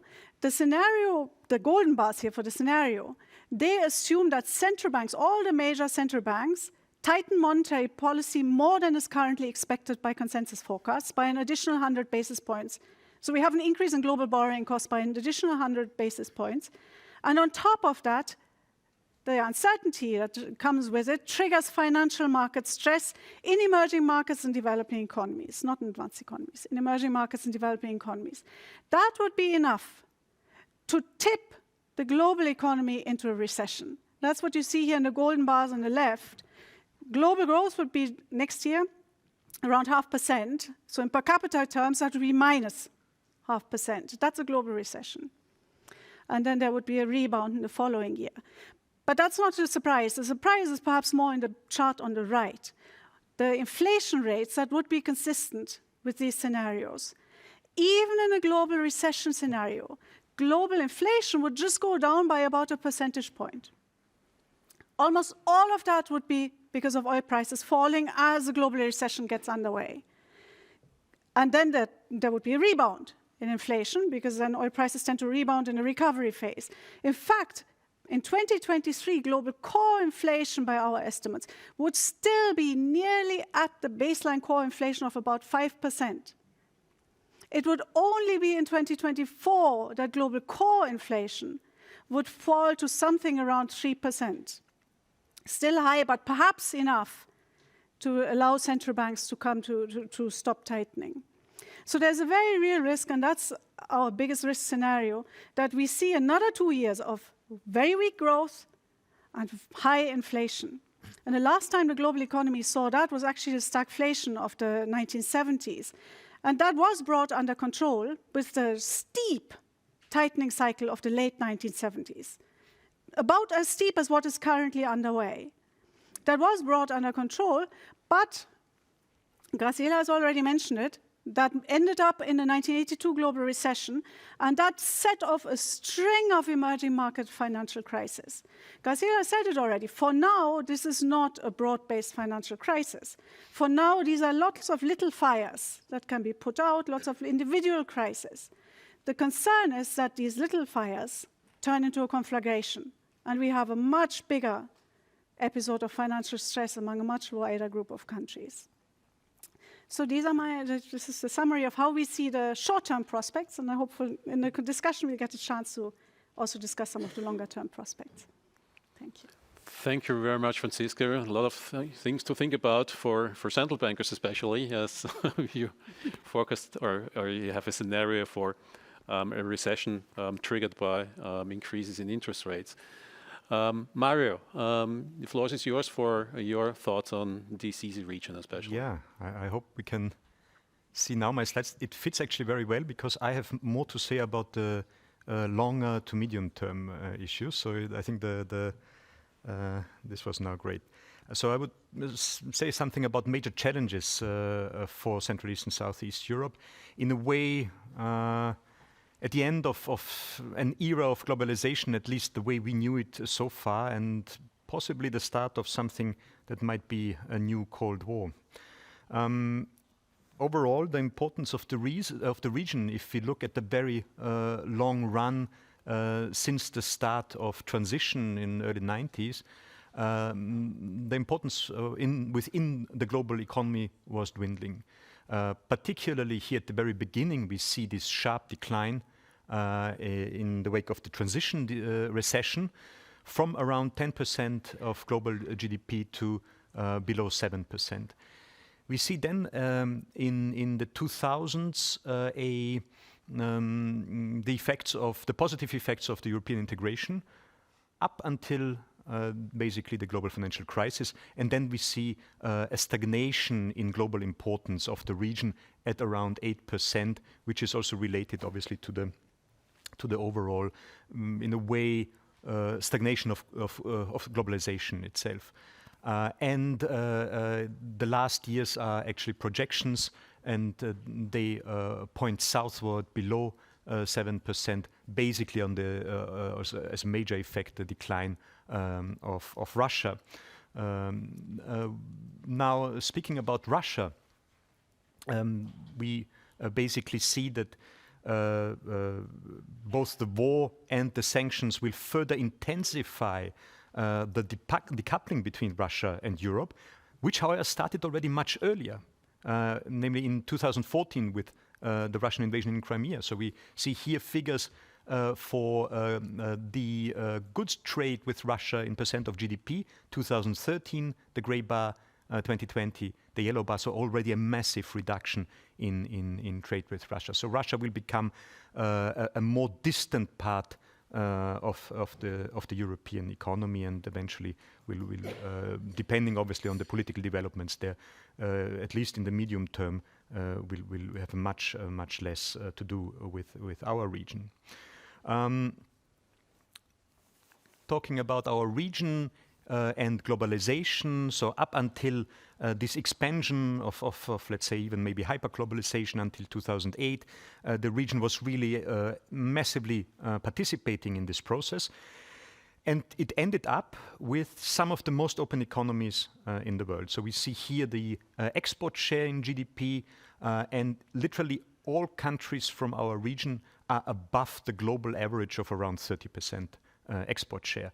And some of them, here on the right-hand side, particularly from the Visegrad group, from the Baltics, are somewhere around 80 to 90% export share in GDP. That's massive. And it also obviously is, in current situation, also to a certain extent, the vulnerability. There are risks involved, particularly if we consider that some of these, particularly the Visegrad economies, are very much specialized in the automotive sector, part of this Central European German automotive cluster, and knowing about the structural change in this industry, this is an additional risk for those countries. However, it's not only bad news, there might be some silver lining. Here we have information from a survey from the German Industry and Commerce Association from 2021. And so already before the outbreak of the war, about 40% of foreign active German companies had problems with the supply chains. And out of those 40%, more than 2/3 were actually planning to make changes in their supply chain. And so there is this notion of nearshoring that we are discussing more recently, that maybe parts of the production that so far have been in Asia, for instance, will be brought back closer to the centers of the capital, and so maybe our region can gain from this process. However, what do foreign direct investment companies particularly look for? This is skilled labor force. And a huge and maybe the challenge for the long term is the demographic decline in our region. We see here UN population projections change between 2015 and 2045, and particularly the yellow bar is interesting. It's the working age population, and the declines will be somewhere around 25%, in some cases even up to 30%. This is massive, and will constitute a lot of problems, and countries will have to think about also immigration policies and general, what would I call maybe policies of good life to keep young families actually in the country. Now, moving back to the short and medium term, one can say that there will obviously be an economic growth slowdown also in our region, even in the EU member states in our region. However, there is an important shock absorber. Elena mentioned it already, the RRF funds. They are quite massive for the countries that are members. For some of them, they constitute something like 10% of GDP, but on average, let's say something around 5 to 6%. This comes on top of the regular EU transfers, which in a cumulative calculation over the last decade or so were at around 30% and more of GDP in the EU member states of the region. However, parts of our region are still not members of the European Union. And for instance, the Western Balkans, the blue bars we see here, the pre-accession transfers that they receive are much, much slower. So they would receive annually something like 1% of GDP in EU transfers, while the EU member states in Central and Eastern Europe would receive something like 3, 4, in some years maybe even 5% of GDP. So I think there was it was a missed opportunity when the Next Generation EU funds were created, not to include, for instance, the Western Balkans. And I would very much argue for including the Western Balkans in the EU transfer systems. This is for the EU peanuts. The region's joint GDP is about half of the GDP of Greece, or comparable to the GDP of Slovakia. But for these countries, it would really mean a lot. And finally, we come to the Ukraine.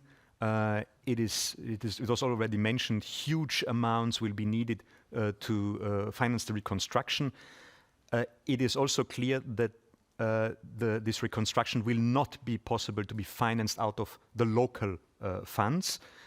We see here government debt of Ukraine in million hryvnia, and the projection for next year is that the government debt will surpass the GDP level that the Ukraine had before the war. So clearly, out of own funds, this will not be possible to finance. Again, I think it's a case for the Union to step in and support with transfers. Also looking back to the Western Balkans, if we do not support these countries with important transfers that they could, for instance, invest into alternative energy production, maybe others will do it. Maybe we will see additional battlefields on European soil. I think we should do everything to undo that and to have some kind of a better equilibrium to look for. Thank you very much. Thank you, Rich.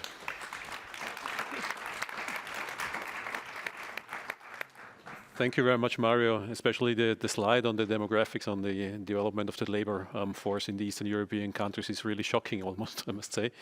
And this gives us also the sign that there are long-term trends going on beyond the crisis we are currently facing, which will be of importance for the years to come.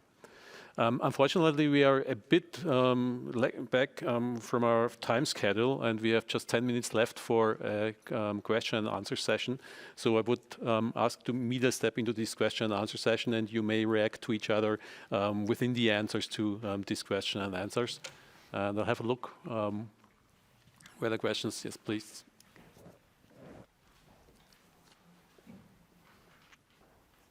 Thanks, Robert Sterer from Vienna Institute as well. I would have three small questions to every panelist. The first one to Elena, which was very interesting what the EU Commission thinks about the prospects and the policies. I missed a bit the piece on what are the new EU fiscal rules making up in the combating the crisis and the effects of the crisis, because this should change or have changed already. So I wonder about this new EU fiscal rules and what you think about how this could help. A similar question then to Franziska. Well, of course, this growth scenarios and recession scenarios, unfortunately, also very much depend on the assumptions behind. So I wondered whether you have modeled in a way that the interest rates are still hiked or not hiked, or what the fiscal responses of the governments are, and so on. So, because I think this gives a bit more background to what the figures tell us and how to interpret the results then. And a final question to Mario, or a remark. Well, of course, we are very much dependent on the Russian economy in terms of our exports. The big problem, and which you didn't address, is that we, or some of the Eastern European countries, in particular Austria, also to some extent, are very much dependent on imports from Russia with respect to energy, oil and gas and so on. I think this is the big problem. It's not the overall share of exports to Russia which makes a big problem, but it's the import side of very specific materials, including not only energy, but also, say, specific materials like neon, titanium and stuff like that, which are quite heavily needed for digital transformation and digital products production. Finally, to all panelists, here, of course, the role of China comes in very much, and I wondered what that is in your perspectives on the medium and longer term run. Thanks. Ingrid, do you have a question? Yes, there is one question from Sanja Mazarevich-Susta from the World Bank. She asks, is the increase in EU funds for the Western Balkan countries realistic, given the competing demand for allocating support to Ukraine and the increasing need for crisis support of EU member states? And that's the only question we have in the chat. So I'm looking to the audience. One more question, please, and then I give the word to the panelists. For Mrs. Ohrzolger, let me ask you something. Okay, we are tightening monetary policies, both by raising policy rates and absorbing base money. But never in history, the amount of base money has been so big in the global system. So if we absorb now base money at a speedy pace, what's going to happen with the financial system, where sudden stops probably will increase because the non-banks component is very unregulated, and crypto assets also can cause a lot of havoc. So, and I think this is an issue. Because what happened with ECB, which was forced to introduce a new instrument for the sake of dealing with, let's say, Italy, but other countries as well, shows that there will be current at loggerheads in absorbing base money. I mean, it's not so easy to absorb money at a speedy pace, and that could impact on prospects for inflation.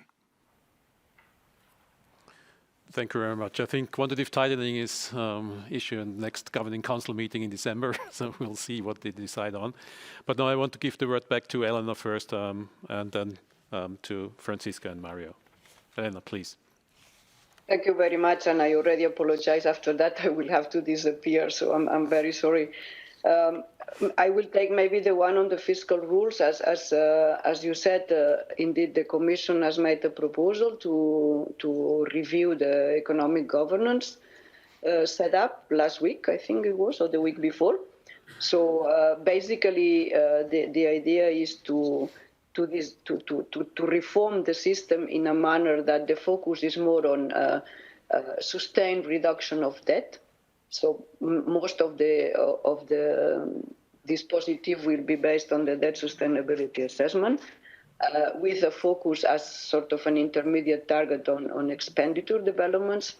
And the approach is similar to the one that we have developed with the RRF. So in order to increase enforceability, to focus more on own design proposals. So the countries will design their adjustment path to be discussed with the European Commission, to be agreed, and that adjustment path should deliver the necessary, which is defined also in the system, the necessary reduction of the debt over a certain period of time. So I spare the details, but that's a bit the logic of the proposed review of the governance rules.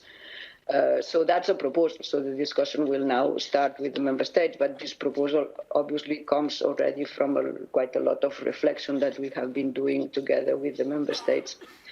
And the other question that I would focus on is this one on is it realistic or not? Well, I don't know whether it is realistic. What I can say is that what we have today, we have to operate within the MFF, so the financial framework as we have it until 27. Now, there is a review of the MFF foreseen for next year, so we have to see what we can achieve in terms of what can be agreed with the member states in order to increase or not this MFF. Otherwise, we need to operate within what we have, which is that kind of budget. However, what we have been doing there is to kind of refocus and make the resources more targeted to what is most urgent, I would say. And this is, for instance, the idea of the global gateway, which also applies to the Western Balkans part, or the EU Western Balkans investment plan, is really to focus the available resources on projects and types of investment that will make a difference in terms of, in particular, green and digital transition. Now, if there would be a possibility to kind of borrow for external countries in the same way as we borrow for the EU, we could be in a different place. For the moment, we don't have that. What we have proposed is to be able to do that for Ukraine for 2023. It's a very targeted and time-limited proposal, but we have proposed to be able to borrow against the headroom in the MFF, as we do for the member states in the Next Generation EU. So we will see if the co-legislators are okay to go ahead with that, and maybe that can be something that one could envisage. Thank you. Many thanks, Ellen, and many thanks for joining us, and all the best to you in Brussels. Bye-bye.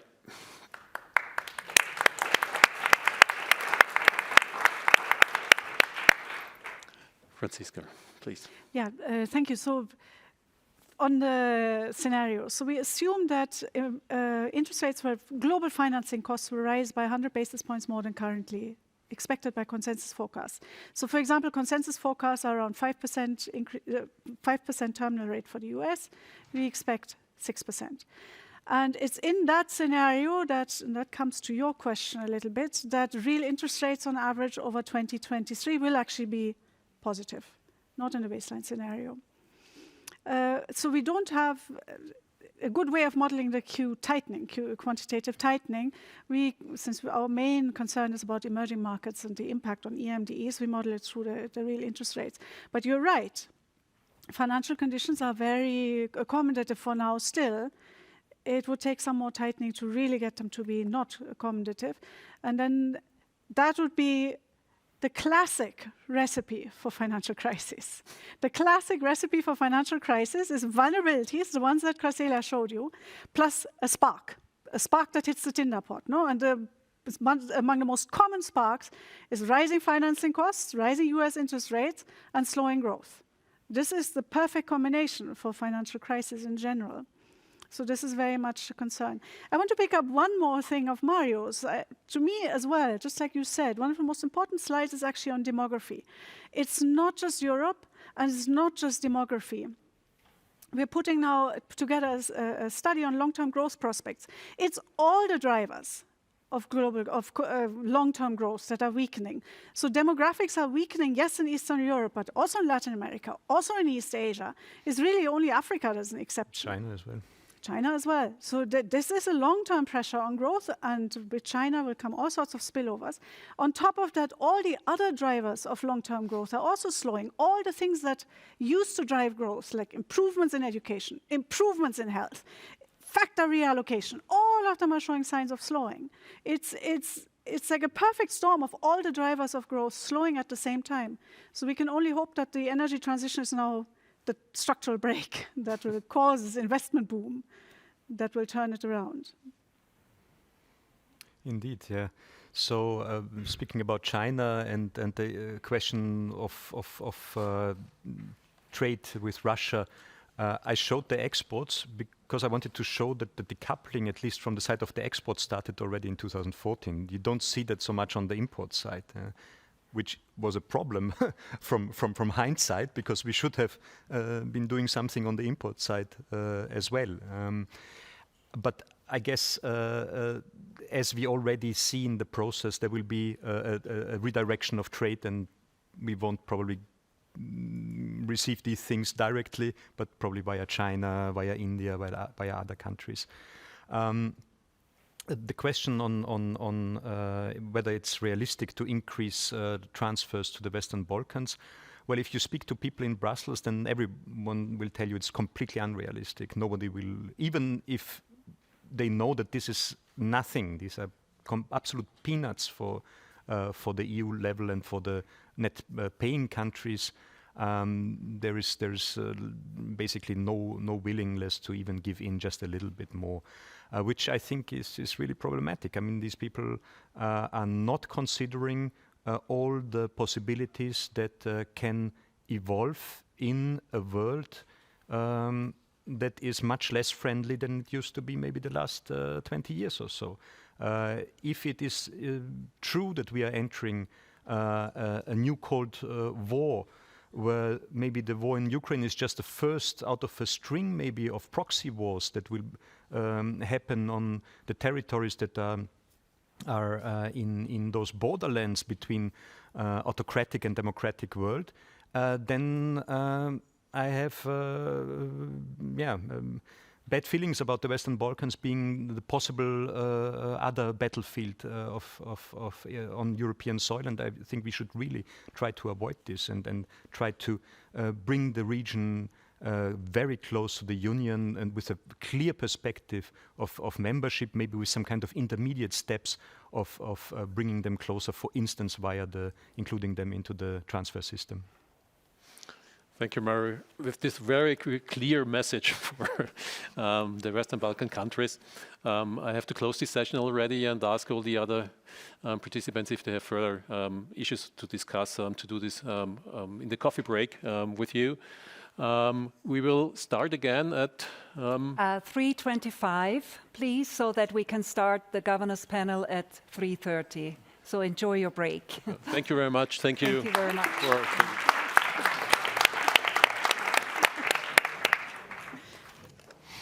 Welcome back. Thanks a lot for joining us on time, and we'll see that the others, once we start, will also come in. Welcome to the governors panel, which is a tradition at these conferences. And the purpose is to link the topic, the overall topic, what we have with the visions and views that governors has on some of the topics. And what we have now is, of course, this issue of war, the issue of economic decision-making under the conditions of war, and what does it mean for our core business, which is monetary policy, with all the instruments what we have here.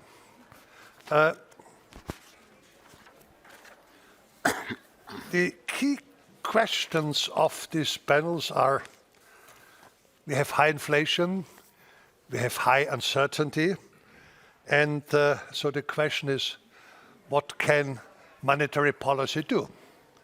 What is it, to what extent can we influence that variable which matters most of us because it's our core objective is the inflation rate. And when we look now at the CESEE countries, then of course the question is that we have two opposing trends. On the one hand, we still have rising inflation or high inflation, in most cases rising inflation. It's decreased somewhat, or some of the elements there. So if you have a truncated inflation estimation, sometimes it's come down in some of the countries, not in many. Also, inflation expectations have moved slightly in the past, and so it is something which you have to take into account in the decision making.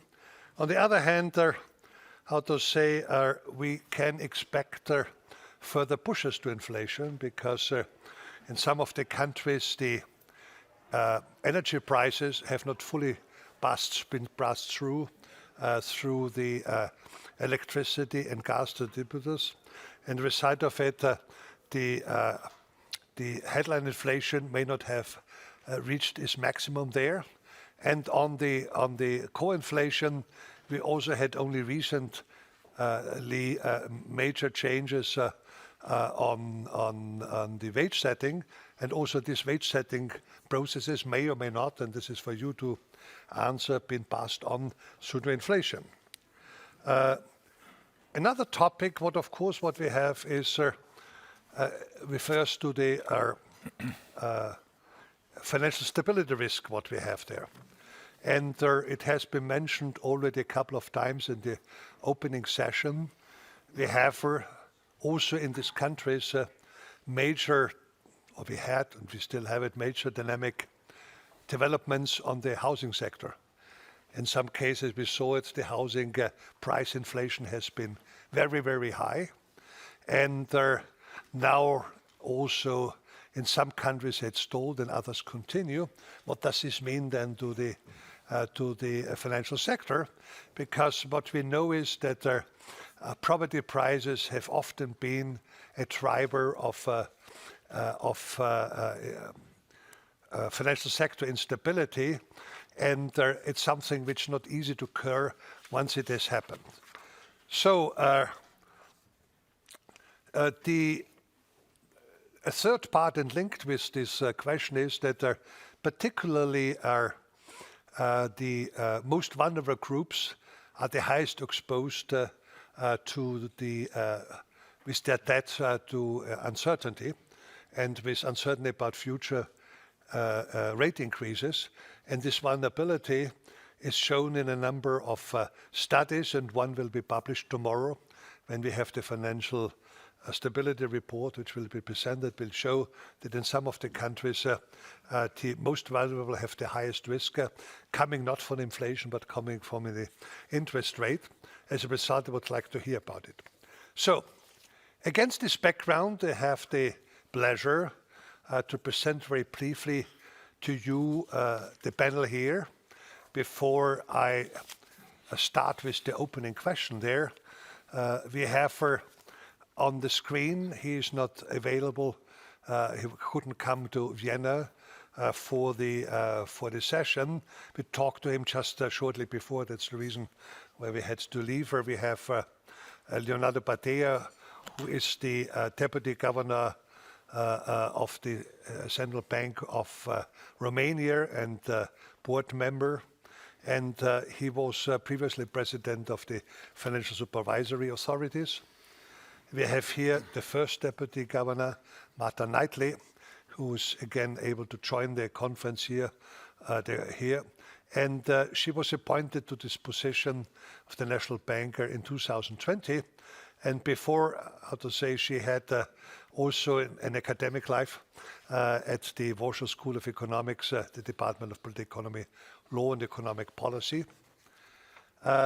We have I have the pleasure to introduce also Gen Seko, who is governor of the Bank of Albania and has been chairman of this supervisory council since 2015.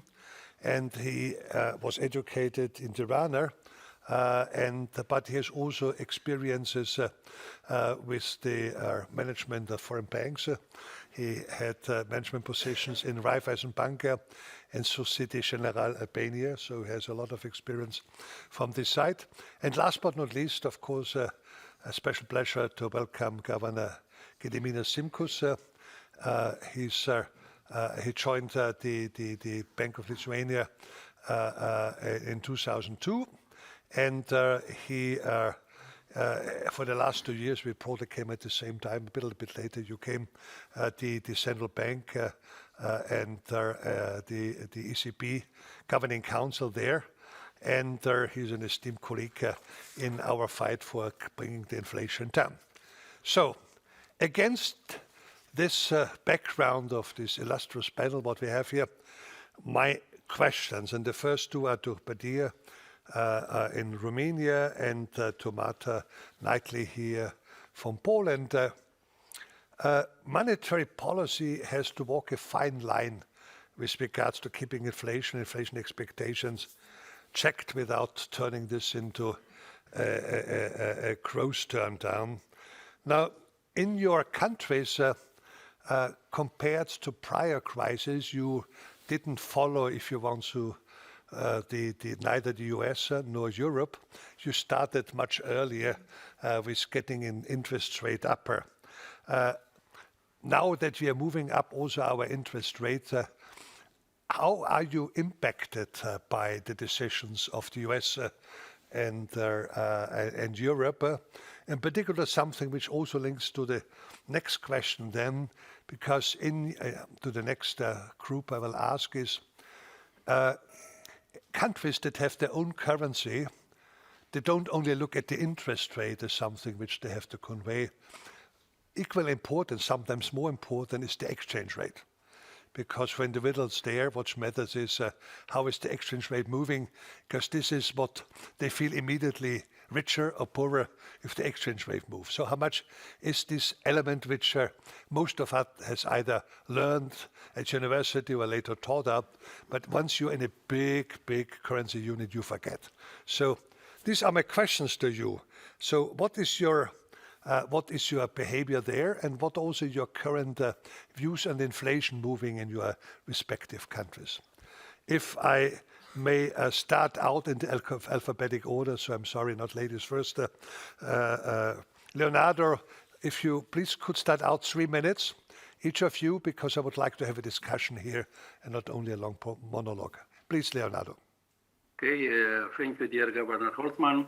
Thank you for your invitation and the opportunity to participate together with distinguished colleagues in such interesting and useful discussions regarding the current inflation and monetary policy development in your region. Dear colleagues, I will start with the broad observation that inflation in Romania is currently showing signs of slowing its advance, and our estimation are that during the first part of next year it will begin to subside. We had an annual inflation of 15% in June, and since then it's oscillating around these levels. Our estimates are that it will probably continue a slow uptrend during the end of this year, but a turning point will indeed manifest in the beginning of 2023, when we expect inflation to decrease under the assumption of the gradual dissipation of both supply shocks and aggregate demand pressures. Later during the second half of 2024, the convergence towards the inflation target is expected to be rapid, given the sizable favorable base effects. In response to the inflation dynamic, indeed, we have started our monetary policy tightening cycle much early in comparison with central banks from developed economies, and about the same time with other central banks from emerging economies in our region. We started the tightening cycle by implementing a more firm control over money market liquidity and stopping the purchase of government bonds in the secondary market, which anyway were only in small amounts, exclusively to curb the excessive volatility. Also, we stopped the process of reducing the reserve requirement ratios.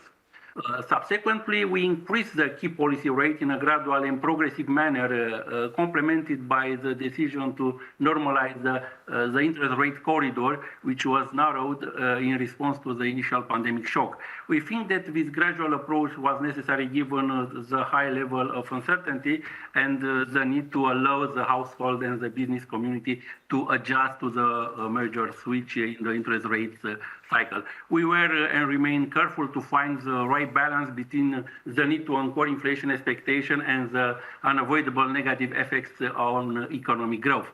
Spillovers from the monetary policy in the euro area are relevant.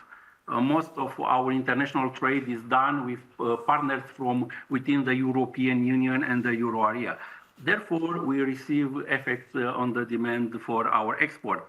In addition, because we import a lot of processed foods, local inflation is receiving an impact from the external prices from these items.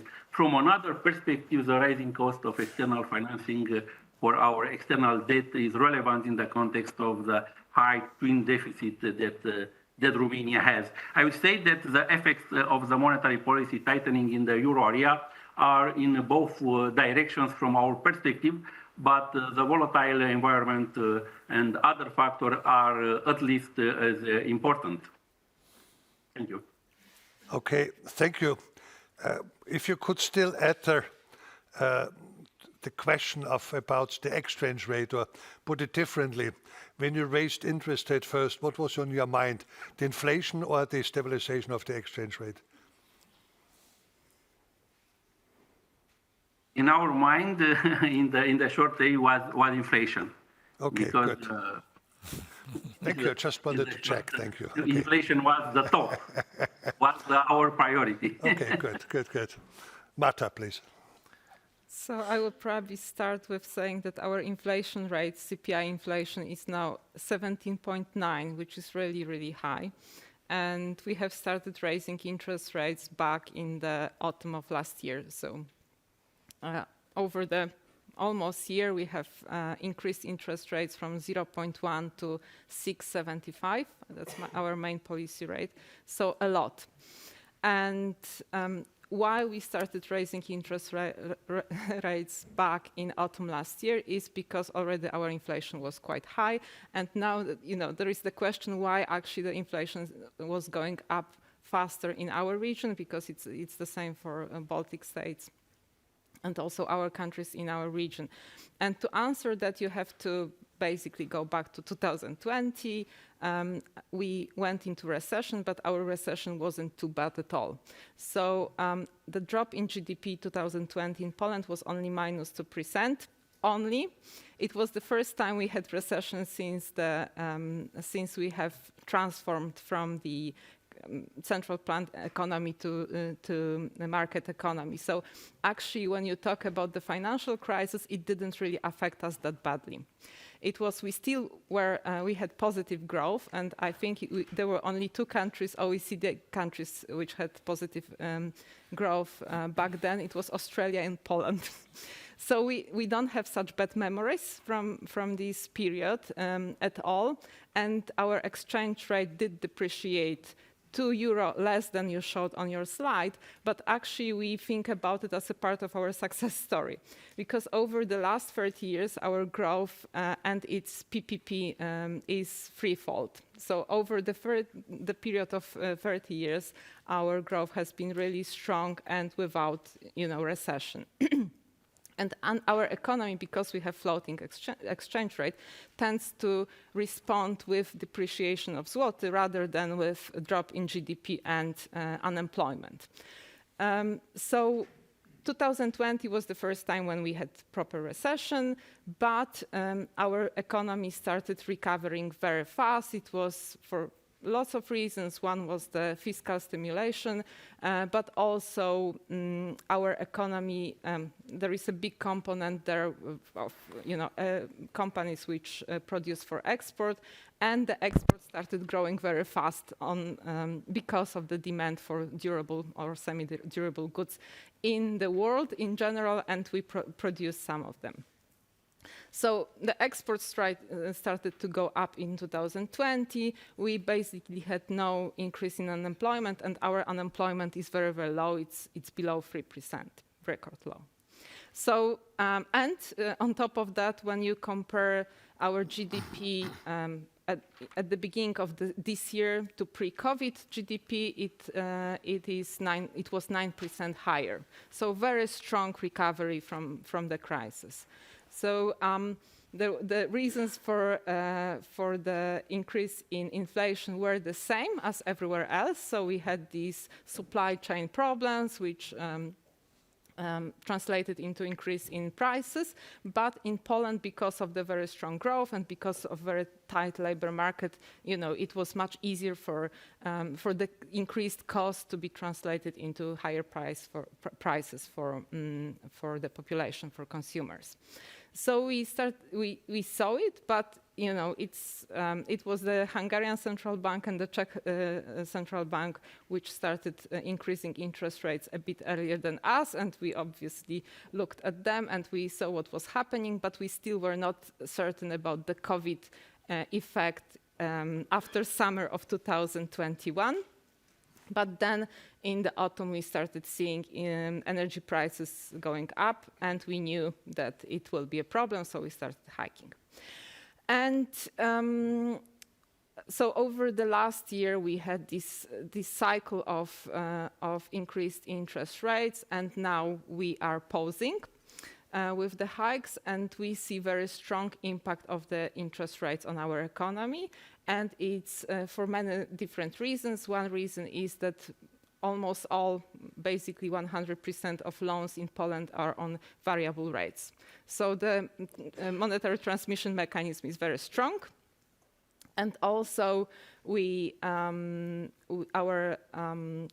that's one of the channels, and we also see that the production of new loans, especially for consumers and especially mortgages, is very slow. So when you compare stocks, for example, of mortgages and other loans for consumers, they are actually dropping. Very strong impact, and also when you look at the numbers for the building and construction industry, they are very low, and also the sentiments of consumers and also businesses are low. In the coming quarters, we will see strong slowdown. So that's one part of the story.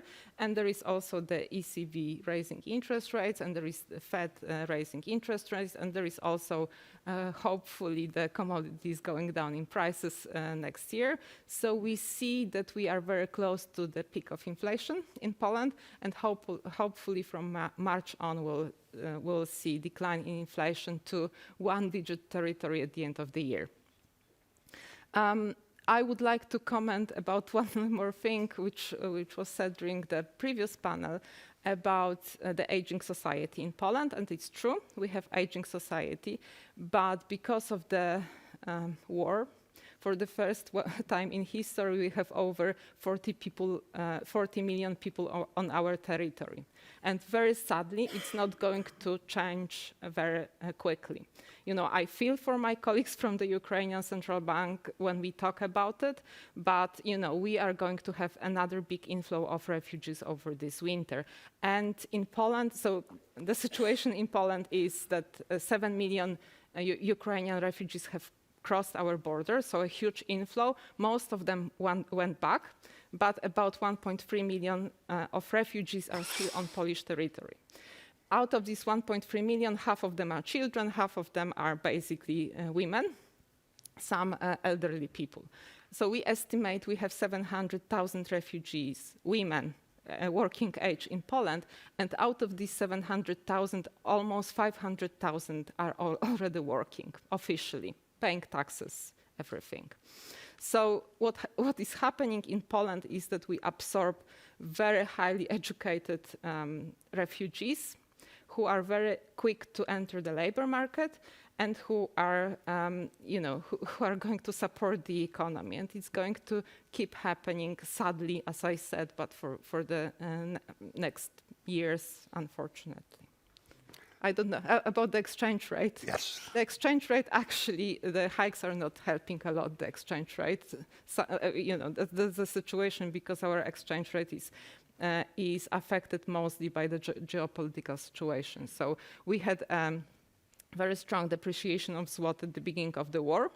Then it has improved, and every time there is we had this situation few days. It was a week ago when missiles dropped on Polish territory. We had response in the exchange rate. So actually, when you look at the exchange rate, it's affected more by other factors than the hikes in interest rate. And you also ask about the ECB increasing rates. And we think it's helping us. It's helping to tame inflation for two reasons. One, because it's cooling the European economy, but also when euro appreciates against dollar, then Polish zloty appreciates against dollar as well, and the commodities are invoiced in dollars. So it's it's cheaper for us to buy commodities. Thanks a lot. Also, a slightly inquisitory question added. You said, okay, we have now this influx of Ukrainians, and we have to integrate them with a higher public expenditures. With the interest rate, of course, the cost of public expenditures are increasing. Did you stop now with hiking with the rate? Does this have a taste of fiscal dominance?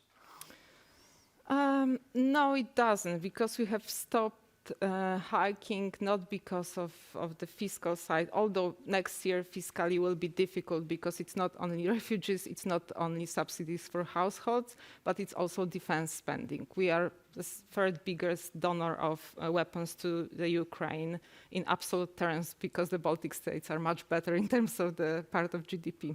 But so we have donated a lot, so we have to restock, plus we have to increase our defense spending in general to 3% of our GDP. So there will be lots of spending next year. But what we looked at was the output gap, which was very strongly positive this year, but it's turning into negative territories, and it's going to be negative next year. And we looked at the loans, and it was, those two big reasons, and we looked at the building and construction sector. So and also the sentiments. It's all showing us and our projection that the economy is going to slow down and the inflation is going to drop next year. Okay, thank you. This brings me to Governor Saiko Genter. You heard these questions; they also apply to you. But in addition, there's something which, of course, differs greatly, because your inflation rate is much lower. It's also much, much lower, like of a neighboring country, North Macedonia. And you only started this summer with the hiking rate. So fantastic. How did you do that? Well, first of all, thank you for the invitation. It's a great pleasure to be in the Austrian National Bank, and I would like to thank you, the Governor Holzmann, and the organizers about being here. And to follow your question, indeed, it's that inflation in our country is at the level of 8.1%, and there are specific reasons why the inflation is at this level, 8.1. Still, it's much higher than we want it to be, but compared to the region and the Eurozone, inflation is lower. And we started the normalization of monetary policy since summer this year, and we have increased the interest rate 5 times up to now from the minimum historical base of 0.5% that we were. Now we are at the 2.75%, and we might continue the normalization. So we'll see, but everything is data-driven. Will be based on inflation and based on other macroeconomic indicators that will push us to follow, to continue the increase in the interest rates. The reasons that the inflation is lower compared to other countries is, first of all, the exchange rate, as you mentioned, the appreciation of our currency versus euro. The appreciation of our currency versus euro was only in 2000, and only this year it was 2.5%, and we have had pretty stable local currency, and we have had even appreciating local currency because of increasing inflows of euro in our country. So we have more inflow than outflow, which is basically from FDIs. We have had enough FDIs. Tourism is really going very well. Industry of tourism, basically, there are a lot of investments, and Albania has the sea and the mountain, and the economic agents has understood that the tourism is the future, so basically they are all investing, and they are also foreign direct, mostly domestic, but there are a lot of euro in this sector, and there are a lot of tourist visitors that bringing euro during the summer, and the season is getting longer as well. And there is also remittances. Many immigrants from Albania are in all Europe, in Austria as well, so they're bringing remittances. So all these three channels brings a lot of euro in Albania. That's why the local currency is strong. And in this context, this helps inflation. This is a very strong factor that keeps inflation even down. But on the other side, another element that inflation is lower is the energy prices. The government has not transmitted to people the energy prices, basically, yet, since even that there is rain and we are lucky now, there are some flooding in the meantime, which is not good, but on the other side, the hydropowers that are the main generator of energy are producing, and the government is struggling and trying hard not to transmit the energy bills to the people. To the business they already started, but to the people not yet. So basically this, in the absence of energy prices, if there will be reflected in the basket, the inflation will be at least 3 or 4% higher than it is. So these are two major factors. Answering your question for the ECB, in influence of monetary policy in our economy, this is very, very influential and very important because we have a high level of euroization. I mean, our main trading partners are in Eurozone, mostly. So, as I mentioned, there is a lot of euro. And the financial sector is almost 50-50. I mean, we have, in terms of loans and deposits, 50% of financial sector is in euro, and as well in the real economy, not only the financial sector, there is a high level of euroization.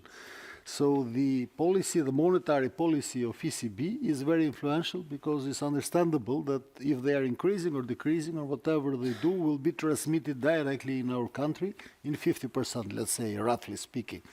So if we talk about normalization of our monetary policy or tightening or easing before, we're talking only about the 50%. 50% is in ECB. So you see how important it is. But anyway, the monetary policies are going in parallel now, and what we are seeing as the main challenges in our monetary policy, first of all, is the speed of tightening, normalizing, because still we don't consider the very tough tightening, because still we are not in a very high rates, 2.75 compared to Poland or other countries, for example. We are still lower in inflation as well and in rates, but we consider, I mean, the speed to be data-driven and to be at the point, because if we go faster, we might hit the economic growth. If we go slower, we can have wrong inflation expectations, and in terms of, and then we might have a more steady inflation in the future. So this is very, very, very challenging for us, for our economists and supervisory council. I mean, how much we have to increase and how we'll continue. Second is the communication is very important because communication should be properly perceived, since there are a lot of debate in the market and everybody now is talking about loan interest rates. I mean, monetary policy of central bank is increasing the rates for loans. Yesterday, before when we were in a accomodatory monetary policy, everybody were saying nobody was priding the monetary policy for loans, but they were saying about deposits. The monetary policy is killing depositors. Now everybody is saying it's killing the borrowers. So basically, we have to be professional and transparent in communication and very careful in communication. And third is the impact in the financial stability, because monetary policy will have definitely an impact in financial stability. So on the other side, we have to see carefully what impact the monetary policy will have, because if we are harming too much banks, everything will be in contrary. So not going longer, I mean, this is the situation. Foreign exchange is very important on us, but inflation prevails. However, we haven't had troubles, and that's why inflation is lower, because the foreign exchange is under control. And we have free floating regime in Albania. Thanks. One question and then one comment all before I pass on. You mentioned that the government didn't increase the energy prices as much. Does it mean the government intervened in order to keep the prices lower, which will end up in higher debt, or is it simply a political decision? So, yeah, what has been the case there? The debt, I mean, actually, where we need, and it is announced also in, it's defined in the law about the fiscal consolidation, so the government has to decrease the debt. The government is maneuvering within the budget and covering with the budget cost, the energy bills. Okay. This is what they are doing, and of course for political reason, but it helps people anyway. So as long as people are happy, the government is happy. It means that, how to say, this shock to the which happens through the high energy prices, in terms of trade shock, is not transmitted immediately. The government borrows against the future, so they have to repay in the future. Definitely, definitely, but just for me to understand. Okay. Yes.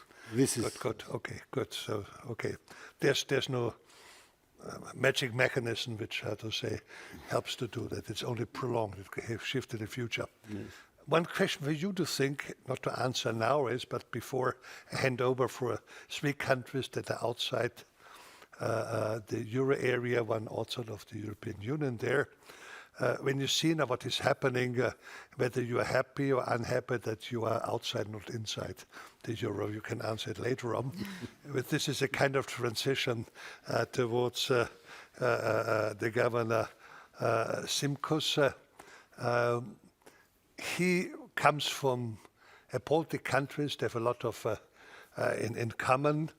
One thing what they have in common is that they have a very high inflation rate, which always begs the question, what is so special about the inflation rate, you know, I mean, which is really very outstanding there. So what you're doing about it.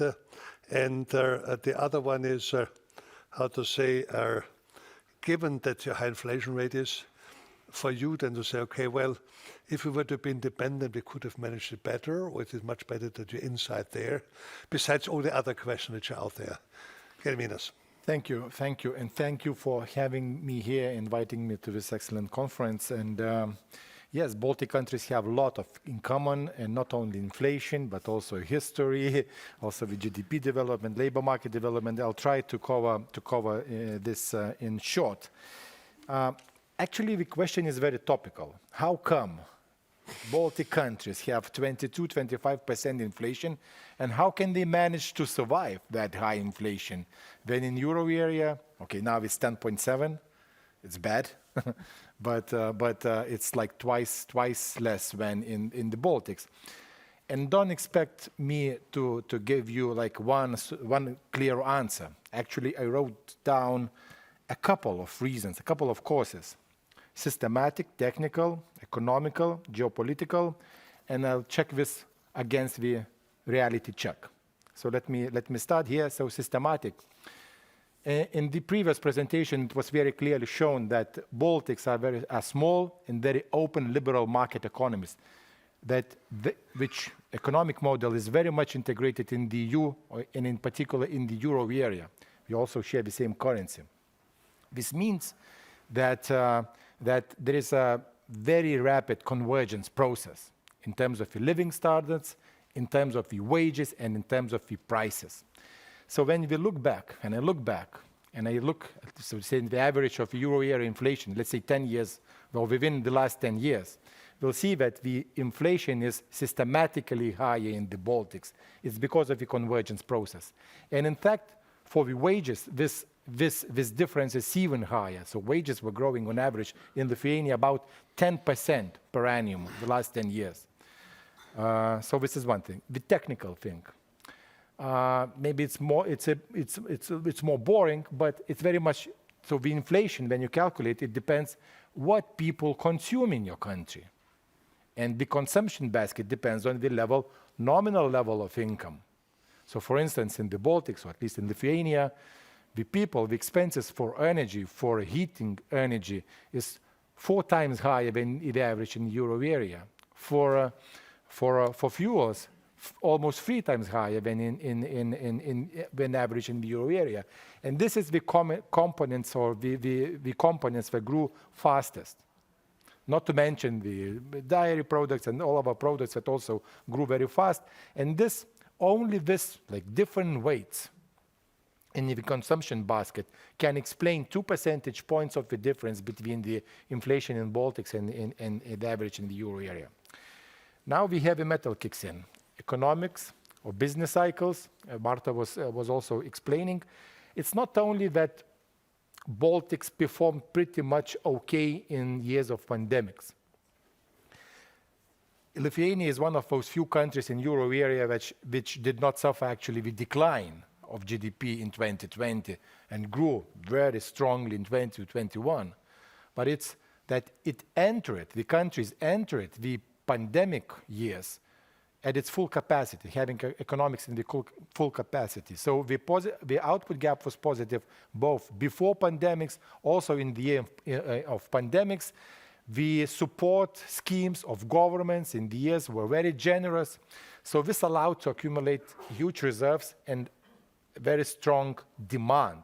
So yes, we do have now inflationary pressures because of the supply side shocks. First, because of the in the beginning, because of the damaged supply chains, lack of commodities. So this is last year. This year, the geopolitics, Russia's unprecedented and unjustified aggression against Ukraine, increase in food prices, oil prices, gas prices, any prices. But what's particular for, I would say, Baltic countries, that the demand factor is also very strong. We have very active labor market. Wages still in the second quarter of this year, wages in Lithuania grew by 14% on average. Vacancy rate was 2%, unemployment almost 5%. So this is the numbers that were seen only before the global financial crisis. So this forms the economic explanation why the inflationary pressures are much stronger, broader in Lithuania than in euro area. And of course, geopolitics. I would say the madness that Russia did against Russia, maybe to someone it came as a surprise or was unexpected, but not for the Baltics and not for the Poland. Because we learned the history. We learned our lessons. And what we did, so we tried to cut this monopolistic dependence on the supply of energy or fall from east. Of course, this came with some expenses because there was an interim period, the pass-through period, and at the moment Lithuania is a net importer of energy, yes, and having limits or limited grids and connections to the neighbor countries for example, for the electricity supply, we experienced quite substantial energy price shock, for example, this August. But to summarize all this, I would say, and I agree with Marta, that we entered the pandemic year with very strong economic fundamentals. COVID-19, 2 years, 2020 and 2021. So it did not weaken our, for example, corporate or household sector. Actually, the financial stance of corporates by the end of 2021 was even stronger when before pandemics. The same could be said about households, because income were growing all those 2 years long, and as a reflection, deposits, the deposits in the banks were growing in double digits. But then you are hit with a supply side shock, and we have a strong demand. So this inflationary pressure is a form, I would say, of a price of the success, how we dealt with crisis. And now I get back to my final point, the reality check. Yes, inflation is high. It's too high in the Baltics and in the euro area. But what matters here is not only nominal growth, but also the nominal growth of prices, but also like real change of purchasing power. So here I compare, like, let's say, the average annual inflation that is very likely, I mean, according to our latest projections, it will be a bit less than 20% this year in Lithuania, against the income growth, wages growth of 14-15% this year. So yes, there is a decline in purchasing power. And then I compare these numbers, for example, with euro area averages, where wages are growing 2, 3, 4%, and then you're having inflation less than 11, in some countries even bigger. So what matters here, it's not only the nominal things, but also the real things, so how the real purchasing power changes. Thank you. Okay, thanks a lot, very emotionally and put forward very good. I said we can ask questions each other, but there have been so much agreement there that you don't force yourself if you don't have questions. I can add one. I have a few. I always have questions. But I didn't answer your last question. Exactly. This was my question. Because it's a very important question. You asked whether would be better to be outside the euro area. Definitely not. I think the country, my country, made three best decisions in 3 decades. Being member of European Union, being member of NATO, and being member of euro area. It's not only that being member of euro area also adds a bit.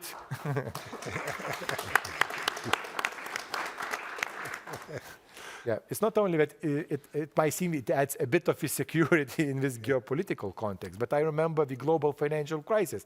Actually, we want to enter euro area just before the global financial crisis. We did not succeed, and that was so sad because we paid a huge price. We had our national currency, and we went into this dive into the stormy waters of global financial crisis alone.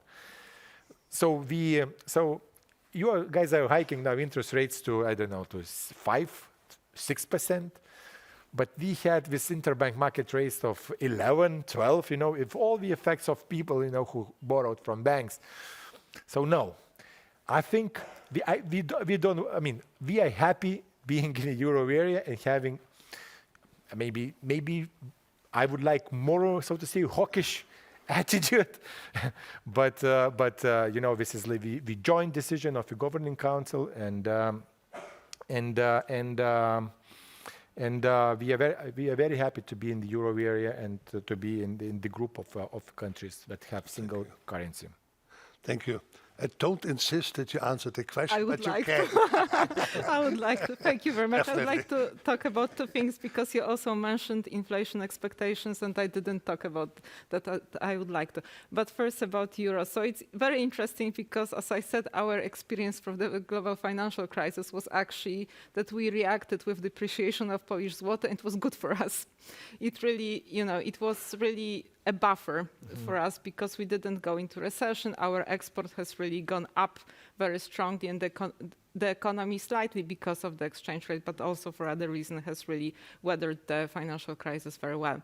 And we also think that, it's really good when you have rising inflation to have the possibility of raising interest rates, because if you are in the Eurozone, you can't really do anything in a situation when you have such a big difference in inflation rates across the countries. So we were happy that last year in autumn we could start raising interest rates because we saw that for our economy it was the right decision. And also, outside of this situation now, we think that because we are growing faster, because we are converging, and it's also price convergence, we do need higher interest rates than Eurozone in general. So it's good for us to keep our currency, and it also serves as a buffer.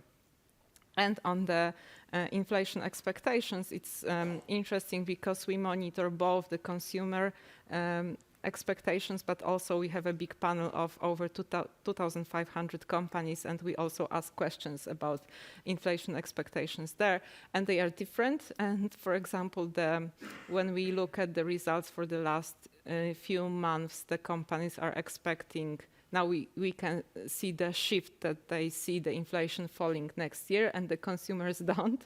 So what we see in the results for consumers is that they are extremely adaptive. So they look back, and when inflation is high, they see inflation high, and also obviously when they see inflation much higher than it is in real life. But I know it's everywhere. I think it's stronger in Poland. So when we had deflation, for example, our consumers saw inflation of 10%. But you look at the changes, and the changes, and you ask questions whether the prices will grow in the similar pace like they are growing now, or slower or faster. And what interesting also, what we saw in the data at the beginning of this year, our government has cut VAT tax on food and also fuel. And we instantly saw change in the inflation expectations. So people started expecting, less inflation in the future because you went to the petrol stations and you saw that the price went down, and also you went to the shops and you saw that butter was slightly cheaper because VAT wasn't there. So they are extremely adaptive, and whenever there is a good change in the inflation, they react expecting a better situation in terms of inflation in the future. Okay, thank you for this addition. On the question of Leonardo, I don't want to pressure you whether you want to answer the question being in or out. If you say no opinion at this moment, please feel free. Otherwise, it would be interesting because with your governor, I had a number of discussions in the past. I'd like to see whether there was a change there, but don't feel to be pressured. Okay, thank you. The answer to this question has many nuances. Obviously, being inside the single currency area represents an important anchor for credibility when you go for financing in the international market. But this is still conditioned on the local macroeconomic situation, because we see the differentials existing the bond issues by various euro area members. Regarding the inflation development, we also see a lot of variation among the euro area countries. At the same time, the public policy needs to be more robust, which is good for the macroeconomic stability and the financial stability. So there are obviously pluses and minuses.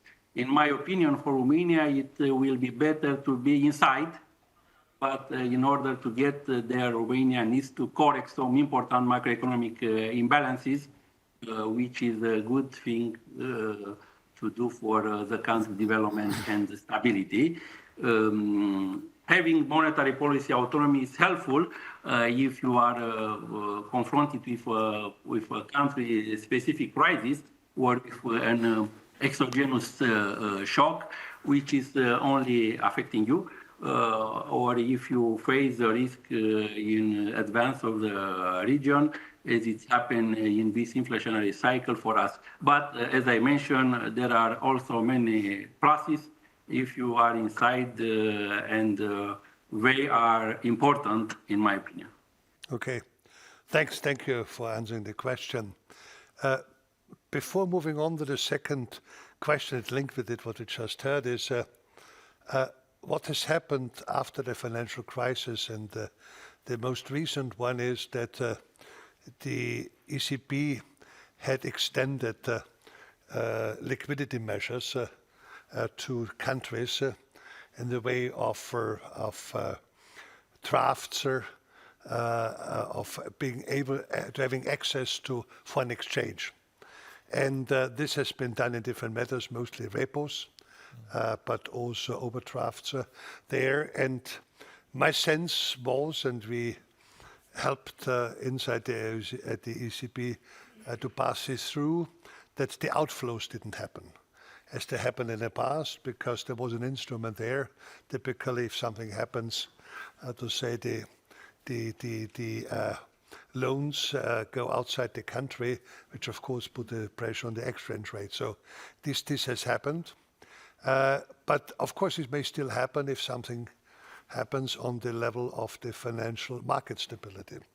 At the moment, we see in your countries no instability. When you look at it, the non-performing loan ratios stay stable. We see that also stage 3 loans stay stable, so we don't see any kind of instability in your markets there. But of course, there are those elements out there because uncertainty increases. The financial expectations, the uncertainty increases there.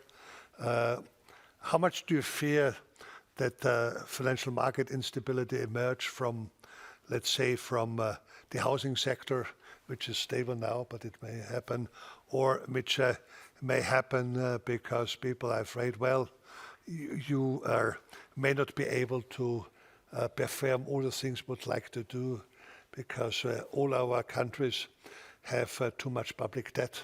And typically, if you have too much public debt, and some of it is in foreign exchange, then how to say the pressure towards the exit will happen. So give me a quick appreciation of your view on it. Not a lengthy discussion, how you see it, it's okay. And then Ingrid, we haven't discussed it. I still, if you want to ask a few questions, I think if you have time, we have time for a few questions then afterwards? Oh, we have 2 questions in the chat already. Okay, only the chat there. Very good there. Okay, just so. Who wants to start out? Let's do the alternative order. Start out, please. Well, so I think the question shouldn't be raised for policymakers how much we fear, but how much have we done to prevent those crises, because we do have, at least in the European Union, we do have this macroprudential authorities and macroprudential mandates. And then I'm coming from the area of financial stability. And when I think about financial stability, for me, it's like a marathon, not sprint. You can't fix it in a year or so, something what's went wrong, like systematically. It's like marathon, so you need to so you need to do a lot of training. So this is to create institutional and legislational framework in which you operate, and apply macroprudential measures. And then you run marathon. In a way, you fix everything in your market, or you prevent accumulation of different disbalances. So, yes, like at least in the European Union, you do have these capital-based measures. But what is also very much important that we would have these borrower-based measures that create additional reserves, create additional protection for borrowers and also for creditors. What regards Lithuania, and it stands a bit in a contrast with other European Union countries, where the housing dynamic was very active in many countries in European Union, even before pandemics.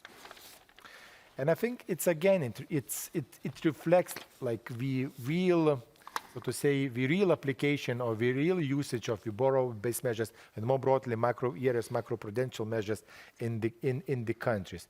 In Lithuania, we issued the regulation on prudent lending in 2011 when we made various amendments, but more or less more active or more heated housing market we experienced only already in the year 2021, where the pandemic kicks in and then a huge financial support from government came in, it fueled the market. So we estimate that the housing market is overvaluated by 6-8%, not that much. Of course, we may see the decline in prices, but I don't expect any substantial effect, given that the banking sector is very well capitalized.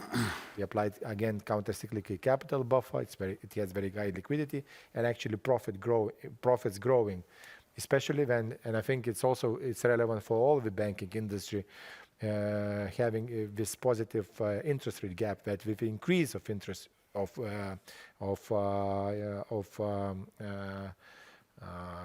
market of interest rates, the banking industry gains more profits. Okay, thank you, Kent.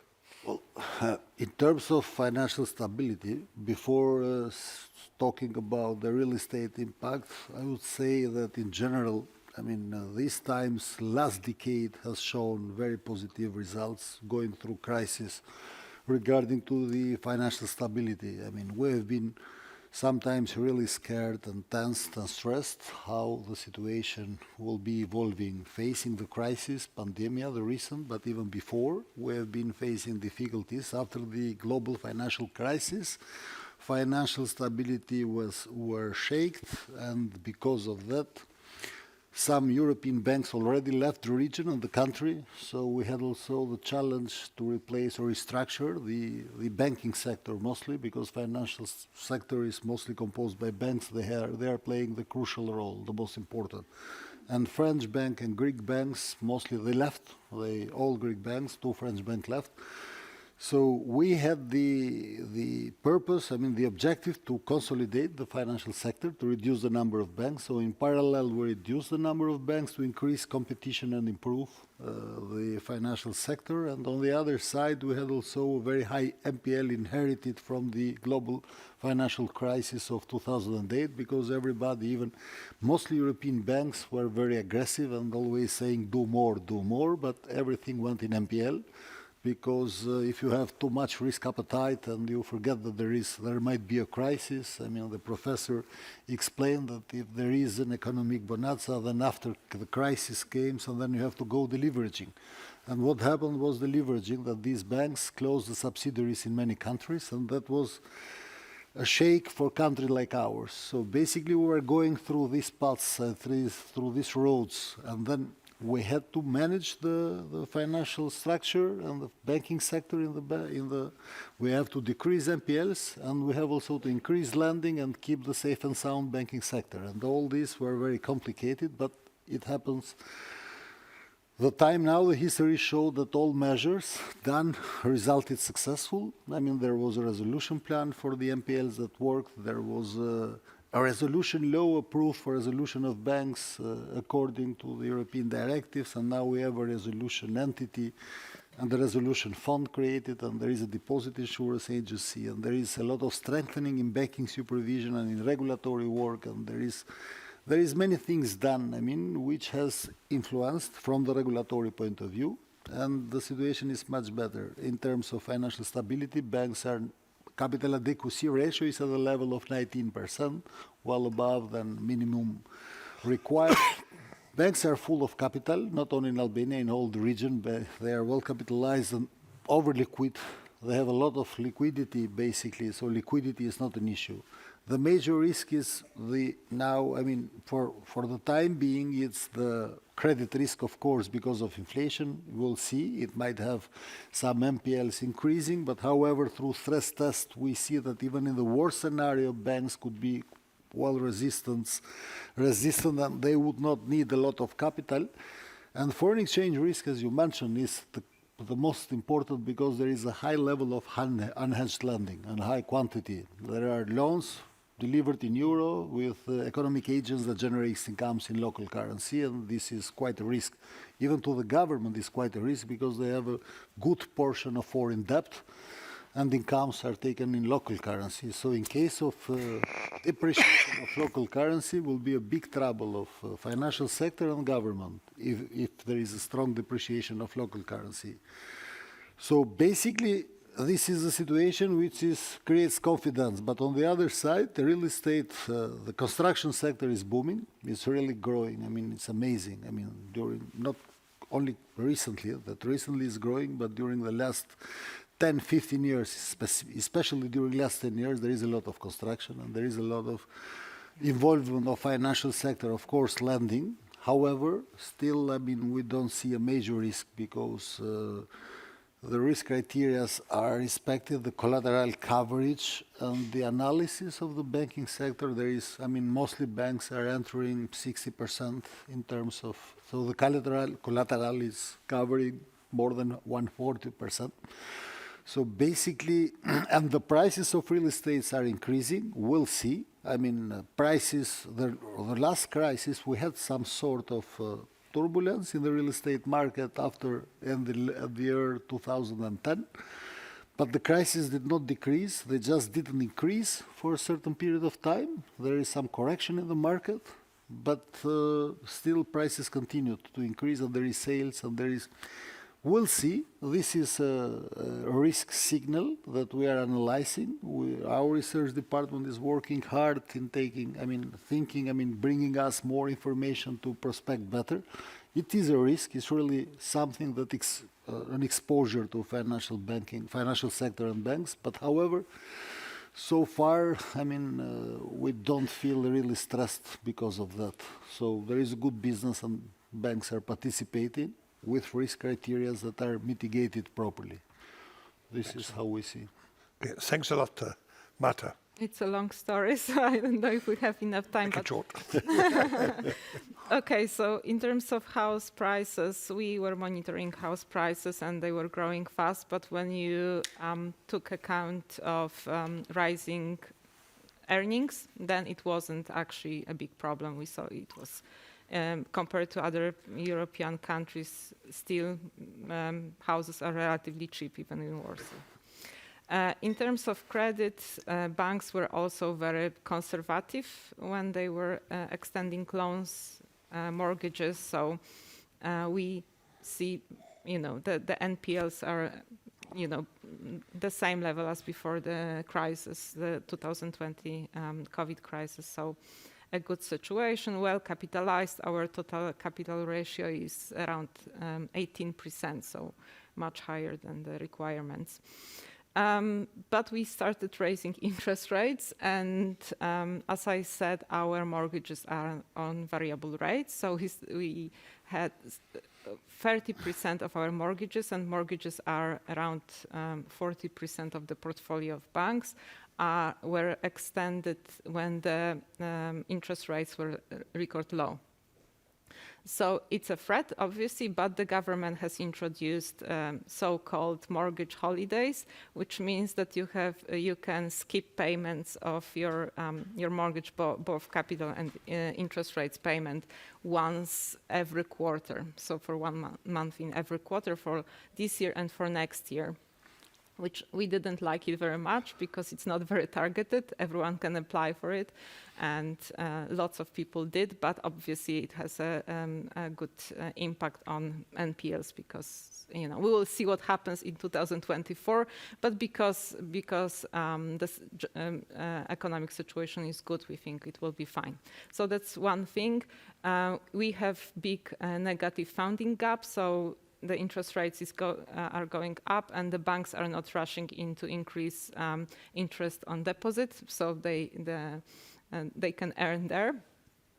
One thing which is worth mentioning is that our banks have big portfolios of government bonds, and market-to-market valuation of the bonds is obviously much lower than during the crisis. But what happens is that they keep them to maturity, so it's held to maturity. All they are valued at fair value against equity. So then you can see it in the capital, but because they are very well capitalized, it's not a big problem. Looking ahead, we see that we are monitoring the situation, and we see that they will have earnings next year, so they will be able to build the capitals, and we don't see. So far, we think it's fine. Thanks a lot. Thank you, Leonardo. Your input on financial stability in a few sentences. Okay, in Romania, the most recent trend in the banking sector continue to indicate the good ability of the sector being resilient to potential external shocks. Banks remain well capitalized with a total capital ratio of 21.4% in June 2022, and the Tier 1 capital ratio of 18.9%. the total liquidity coverage ratio for all currencies is around 200% at the sector level. All banks exceed to 100% required level for both LCR and net stable funds ratio. Regarding asset quality, I confirm that in the case of Romania, the data do not yet show an increase. Actually, the downtrend of NPL ratio has continued reaching 2.9% in August and recording the second month below the EBA threshold for the low risk bucket. However, the decrease in NPL ratio seen in the recent data is mainly driven by the increase in lending and to a lesser extent by a decrease in the volume of non-performing loans. Therefore, indeed, credit risk remain an important preoccupation as the majority of loans have a variable interest rate and the pressure is increasing as the interest rates are rising. This development may have an important impact in the future on the more highly indebted entities. Therefore, we remain vigilant given the responsible expectations that NPLs will probably start to increase at some point in the near future. The rather pessimistic baseline scenario used in the most recent stress test exercise indicate that the highest share of the potential increase in NPLs may be attributable to the non-financial companies sector. The household sector proven to be resilient until now.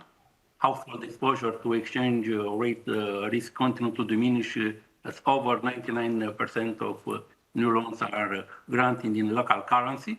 In addition, the median level of indemnities for a new loan granted was 35.9% in June this year. Given the increase in the importance of non-residential mortgage loans, where higher non-performance rate and increasing sensitivity to real estate price fluctuation, the MBR aimed to act counter-cyclically for this segment of real estate lending. Thus, from April this year, we implement a lower limit of LTV by 10% points for loans granted to individuals for the purchase of a property other than that intended to be used as housing for their own use.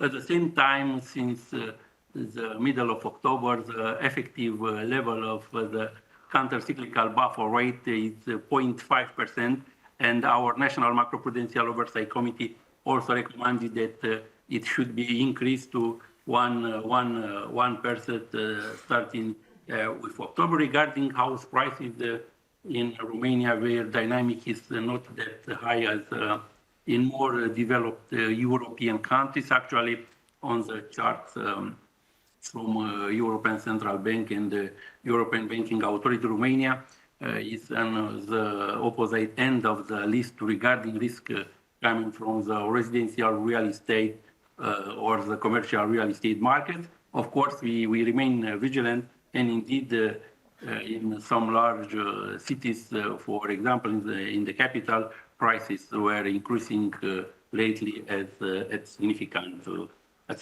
rates. Okay, thank you very much. Thank you. We have now 2 questions, or maybe 3 now. Yes, we have several questions in the chat, and I would like so to... all of them at once, and then we try to answer them. Branimir Jovanovic from the Vienna Institute for International Economic Studies would like to ask Governor Seiko, is the relatively low inflation in Albania also a consequence of the food price gap that the government introduced in March this year? And Alessio Giallone from the Banca d'Italia would like to know, in a context of historically high reference rates, do you see any financial stability risk for indebted households stemming from prevalent loans at variable rates? And Balázs Korani, since Governor Holzmann mentioned the repo lines to non-euro area central banks, he would like to know if these would be or should be extended, since most of them expire on the 15th of January. Okay, thank you. I think one question was directly to you, and one was to us because we are in charge of it at the repo lines. And the second question was variable rates. Variable rates. I think perhaps you can answer that. Let's do it. Okay.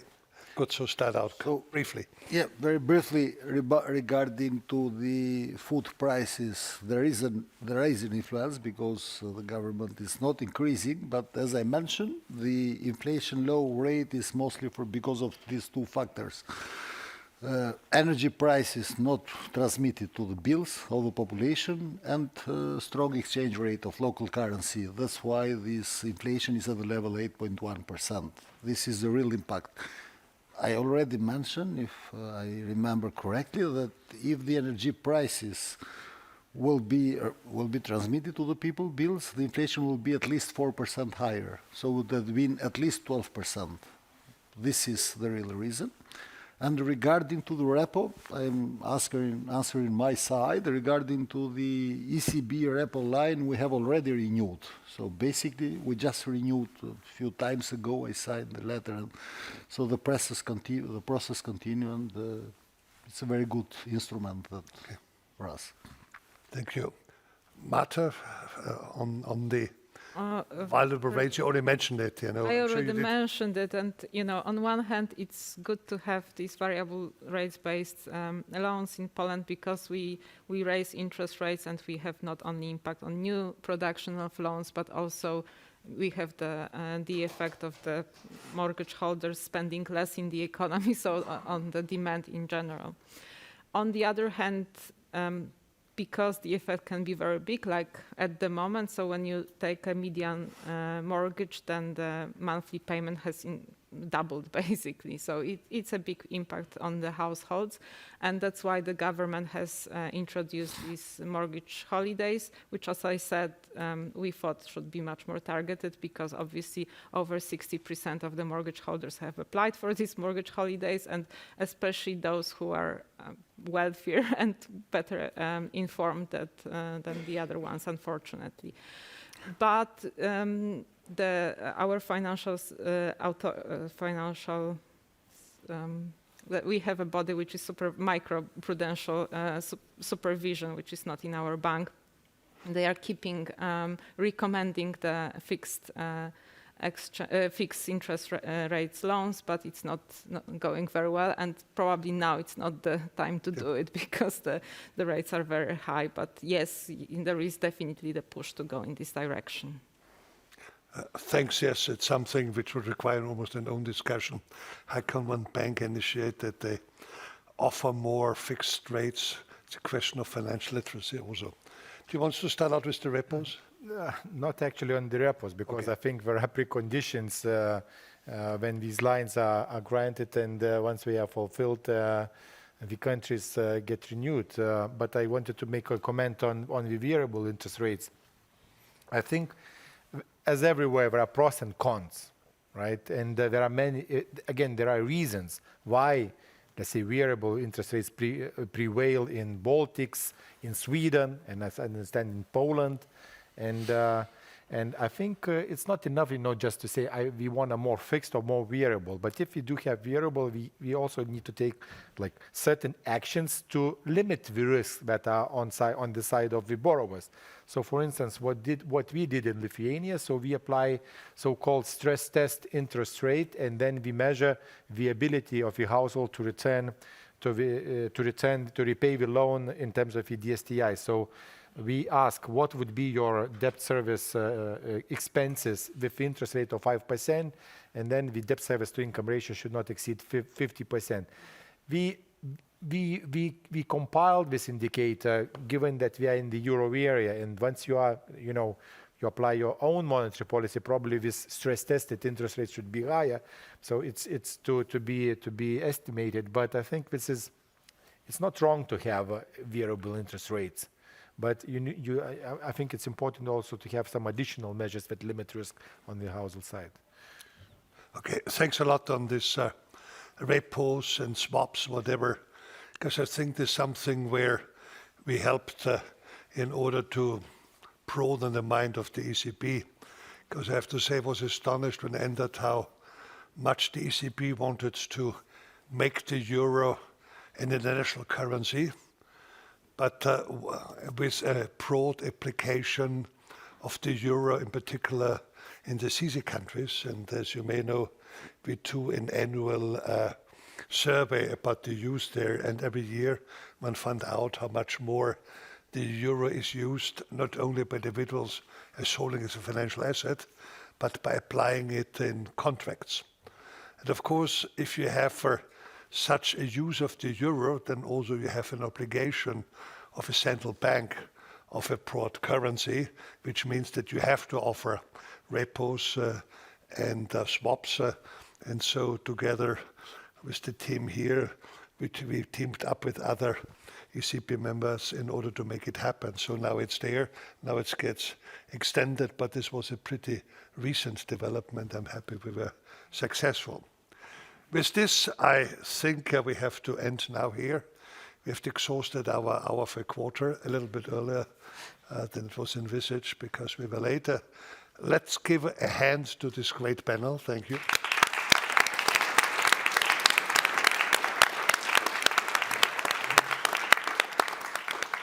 We tried to make it interactive as much as possible. Hope you enjoyed it. And with this, I leave this chair and let's it to the next panel members to come up. Thank you. Thank you so much for this fascinating governors panel. We are now getting ready for the final session of this afternoon. Sonja Musikarova is a macroeconomist and policy advisor in Slovakia, and all your panelists are here, I think, so I think you can all join the chair. And they are going to discuss very topical issues: flight and migration, brain drain, and population aging. Okay, I think we're ready, no? So good afternoon, ladies and gentlemen. I'd like to welcome you to the final panel session of today, focused on flight and migration, brain drain, and population aging, which is a long-standing theme in the region of Central and Eastern and Southeastern Europe. This region has suffered from quite a rampant talent loss, also from demographic headwinds. Aging population has permeated today's discussions throughout the day. Almost in every panel it has been mentioned. So with the repercussions from both the pandemic, but especially the war in Ukraine, this has really thrusted in the spotlight this theme of labor markets and migration and brain drain with a renewed impetus. I will limit my introductory remarks because we have an excellent panel today to discuss the current state of affairs with respect to labor supply, productivity, demographic pressures, as well as the shifts taking place in the CESEE labor markets from these tectonic shocks that I have mentioned. So without further ado, I'd like to go ahead and introduce our panelists. To my right, we have Dr. Robert Ivan Gál, who's a senior research fellow at the Hungarian Demographic Research Institute, and also the head of the Family, Household and Economy Research Center at the Corvinus University, which is also his alma mater, where he has earned his degree in economics, followed by his PhD in sociology from the University of Groningen. Robert is an avid researcher in the area of demography, demographic research, population studies, and he also has consulted various international organizations, the UN Population Division, the UN Population Fund, the Commission, and the International Labour Organization, so very well positioned and qualified to speak to this team. To my left, we have Dr. Olga Popova, who's a senior researcher at the Leibniz Institute for East and Southeast European Studies, and also a research fellow at ISA Institute of Labor Economics. Dr. Popova has served as a consultant at the World Bank and currently is a research associate at the Prague-based CEEI. And she also is a co-editor of several journals, the Comparative Southeast European Studies Journal and an associate editor of the Journal of Population Economics and the Journal of Happiness Studies. I haven't heard of this, but it sounds great. I think I'm going to delve into this very soon. Her main research interests include health and environmental economics, quality of life, individual and regional inequalities, and also economic development with a specific focus on these regions, so emerging economies and transition economies. Olga is a CEEI alumni where she earned her PhD. And last but not least, we have Dr. Isilda Mara, who's a senior economist from the Vienna Institute for International Economic Studies. She also is a country expert on Albania and Kosovo and contributes to several research projects in the area of migration and labor economics. She has collaborated on several migration projects with special focus on intra-EU mobility, patterns of mobility from the Western Balkans and Africa, addressing economic and social implications from the perspective of both sending and destination countries. Ms. Mara holds a PhD in European Economic Studies from the University of Turin in Italy. So, welcome everybody. Thanks for being here, and I would like to now invite you to open the session with your introductory remarks to build some groundwork. Please limit your contributions to 10 minutes max so we have enough time for the discussion, and I would like to start from the opposite order that I have introduced the panel. So let's start with Dr. Popova, if you're up for it. The floor is yours.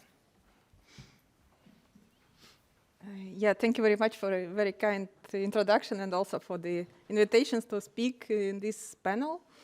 I would like to offer you a few remarks related to the immigration intentions from the region of Central and Southeastern European countries, and also a little bit on the labor market and labor market integration in the region in the view of this current situation of the war.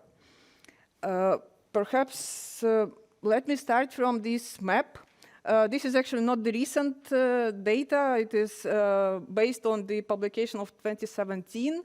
And this map shows the proportions of people who intend to emigrate internationally for employment, for economic reasons, in selected Western European countries and also in the post-Soviet countries, post-communist countries. The picture perhaps have changed dramatically given the recent situation, but still this is something that illustrates quite closely that if you look into the region of the Central and Southeastern European countries, the immigration intentions from to leave the countries for working somewhere abroad are quite high. And if you look closely, who are those people who intend to immigrate from this region, we can look into the several key indicators or key socioeconomic characteristics of those people. Starting from the education, those would be the majority would be the people with secondary education. They are, in majority of them, they are middle-aged. They are coming from different income groups, so approximately equally from lower to higher middle and higher income. And what is also interesting that in our research we also looked into their life satisfaction as a sort of indicator of the overall quality of life of the people who self-evaluate themselves in terms of how well they are actually living. And if you look into that picture, you see also that the majority of those people are dissatisfied with their lives, with their current life in the region, and they would want to emigrate internationally. Of course, these are about the immigration intentions. We don't know whether these people would indeed realize their immigration intentions and whether they would indeed leave the country or to work somewhere abroad. But given the figures and statistics, this is quite well resembles actually what are the actual immigration flows from this region. Coming next, what happens next? And this is again not the recent data. It's based on actually on the labor market, European labor market survey of 2008, and based on the publication by Christian Dustmann and the colleagues. On the zero line here, you have the basically baseline of natives in the European Union. And if you look into the employment probabilities of immigrants and the refugees, you see that they are basically starting with the quite lower and disadvantaged position in terms of the labor market situation. So they are less likely to be employed than the natives, and the refugees are more so than the economic immigrants. And this gap is still not closed 10 years after the immigration, and somewhat closes by 20, 25 years after the immigration. This is not speaking about the current refugee crisis and the war condition, but it is still quite illustrative in terms of how much challenges these people would go through given their labor market integration in the new host countries. And to talk also about give you a little bit of the picture of the current situation. Here I'm citing the recent survey conducted by the Institute of Sociology of the Czech Academy of Sciences. They asked the current refugees from Ukraine. The survey is called The Voice of Ukrainians in the Czech Republic. This is actually very much resembles what was mentioned in the situation of Poland in the previous panel. The current refugees from Ukraine are actually quite well, they are very economically active. And if citing some figures here that almost half of the economically active population refugees who migrated to Czech Republic, they are already in the paid work. 40% of them are working for the Czech employers, and additional 8% work remotely for the Ukrainian employers. Also, the majority of those who are not currently working, they're actively looking for a job, also meaning that they are they are economically active. Unfortunately, there is quite some skill mismatch here, and they are employed, but they are actually employed in the lower skilled positions than they held in their home country, in Ukraine. And this is those who are sort of higher educated, tertiary educated, they are more likely also to work remotely for the Ukrainian employers. This also reflects in the lower wages. Given that they are taking the lower skilled positions, they are also earning less than the native population in Czech Republic. And the survey also asked about their view how the governmental policies could help them to integrate into the labor market of the country. And among the most frequently mentioned policies were the help with the language acquisition, with the local language, and also the recognition of the qualifications from their home country, given that not all the qualification can be automatically transferred, or work permit could be issued not for all qualifications. Recognition of such education would be also helpful for them. I would stop my remarks here, and I look forward to discussion afterwards. Thank you. Thank you very much, Dr. Popova. I'm sure we will discuss the Ukrainian refugee crisis in great detail later on, but now I would like to invite Dr. Mara to offer her introductory remarks. The floor is yours.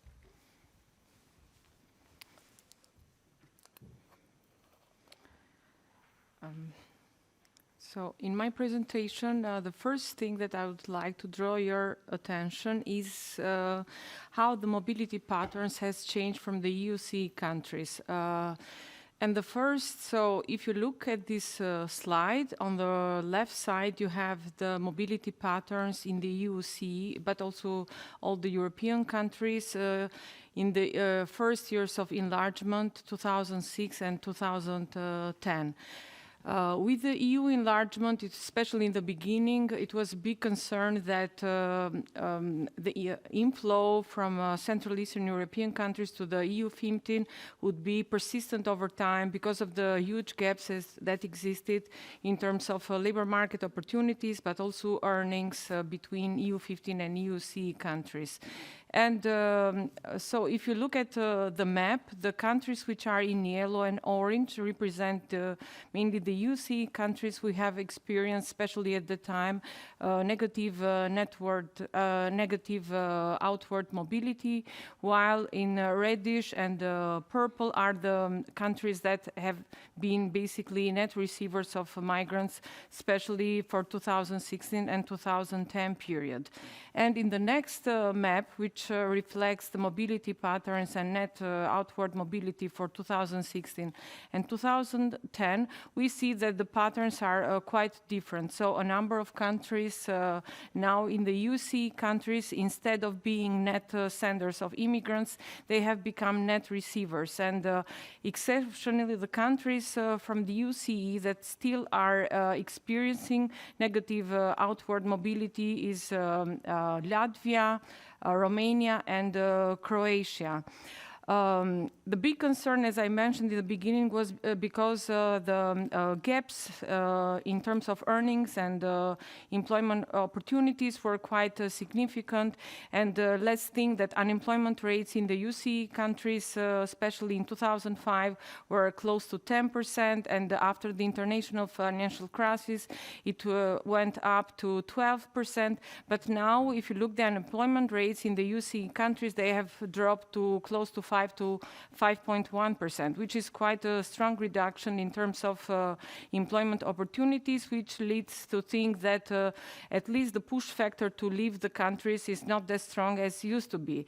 And on the same time, if you look at how the earnings have changed, in the beginning of EU enlargement, the income gap, let's say that wages in nominal terms, in purchasing power parities in Central East European countries corresponded like to 40% of nominal wages in the EU 15. But if you compare it now, this ratio has changed and it's above 60%. So this leads to think that also the pull factor, like higher earnings, have changed, and these drivers of mobility somehow are not that strong as used to be, especially in the EU enlargement, in the initial period of EU enlargement.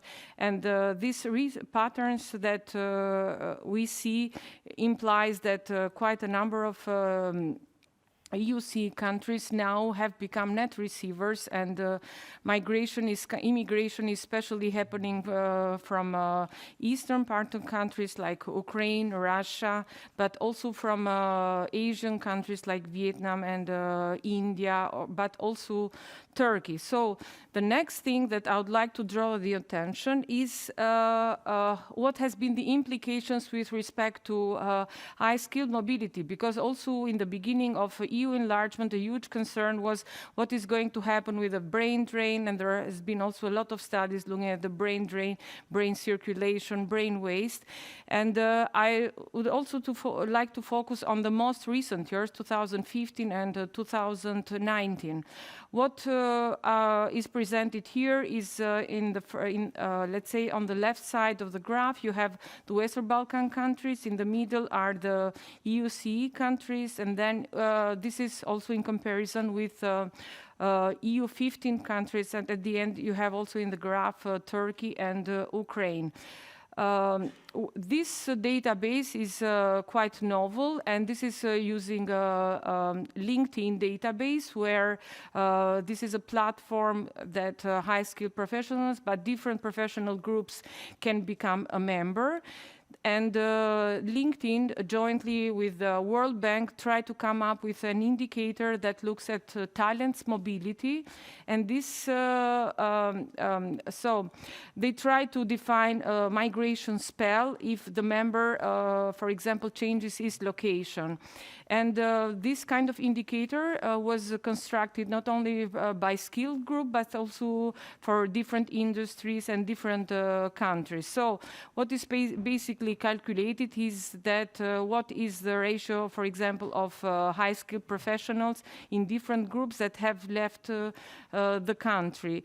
And So here I try to present the figure looking at the skilled groups, but this can be done also at the industries in order to understand that which are the sectors that has been mainly affected. But for example, in the business skills group, you have high professionals that in the financial sector, in the disruptive technical skills, you have professionals that are engaged in robotics, but also in nano industry and artificial intelligence, where in the soft skills are mainly those professionals that deal with time management, communication, and this kind of soft skills. And in specialized industry skills, you have also higher education that is included there, and technical skills is more on the ITs, on developing and data storage. And what we find out is that especially the Western Balkan countries that have been experiencing a high outward mobility continue to experience still outward migration of high professionals. And this is affecting especially those with disruptive technical skills. While with respect to the EUC countries, we see quite interesting dynamics, especially when it comes to Estonia, to Czechia and Poland, that are actually indeed experiencing a positive net migration of high-skilled professionals, while for the rest of the EUC countries, we see still this negative trend, which implies that even though for some of the countries they have experienced positive net migration, it means that they have continued to some extent to lose high-skilled professionals. But it's quite interesting to see the case of Estonia, that this positive net migration is especially coming because of immigration in Estonia of high-skilled professionals from Latvia, Ukraine, but also from US and the United Kingdom.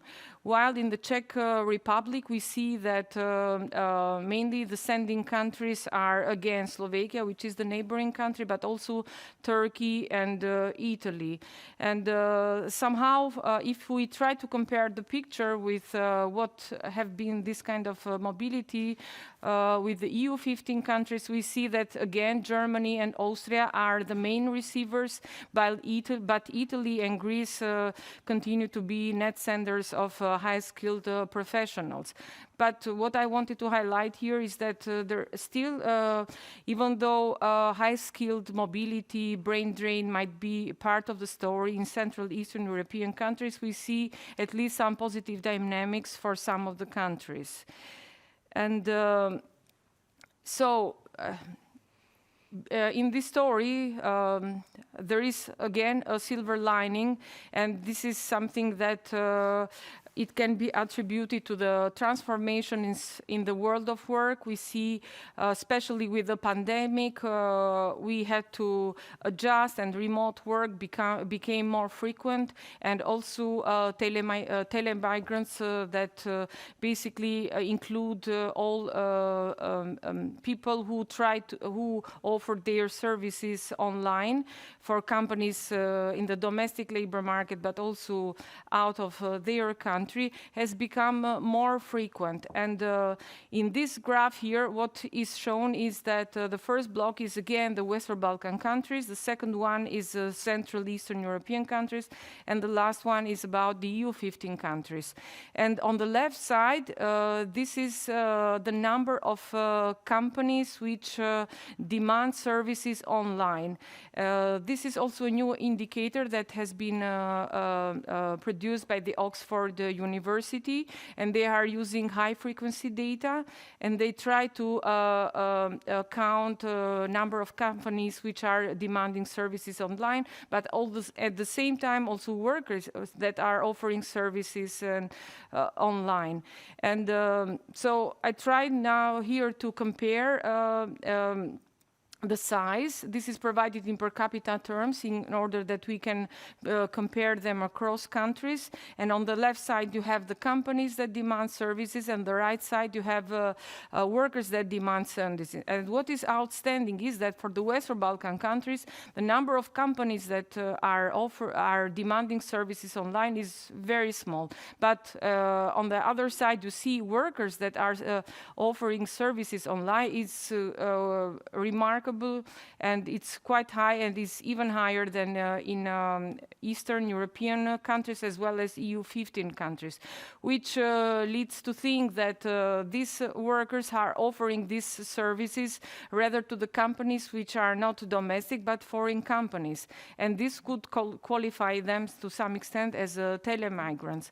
When we compare, and especially for the Western Balkan countries, Serbia is an outstanding case, Bosnia and Herzegovina, as well as North Macedonia. So if we shift now the focus on the Central Eastern European countries, we see that again Estonia is emerging as a country where there is a high demand but also a high supply of workers that are offering their services online.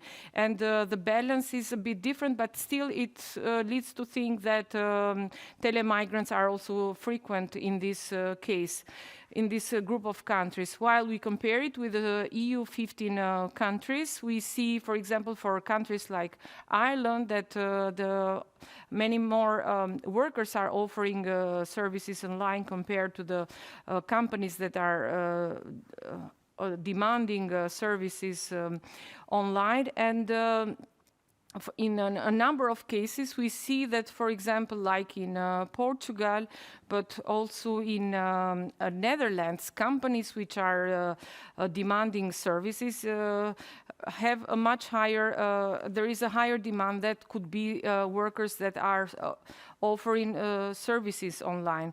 So the basic, so what the message that I wanted to convey with this figure is that despite high outward mobility that these countries have been experiencing, there is this new opportunity that is emerging through online work, remote work, and telemigrants, which somehow could offset in part high outward mobility of high-skilled professionals that is occurring in these countries. So this is basically what I wanted to show. Thank you. Very, very interesting. And last but not least, I would like to pass the floor to Dr. Gal, who is going to give us a little bit of a picture on the demographic pressures in the region.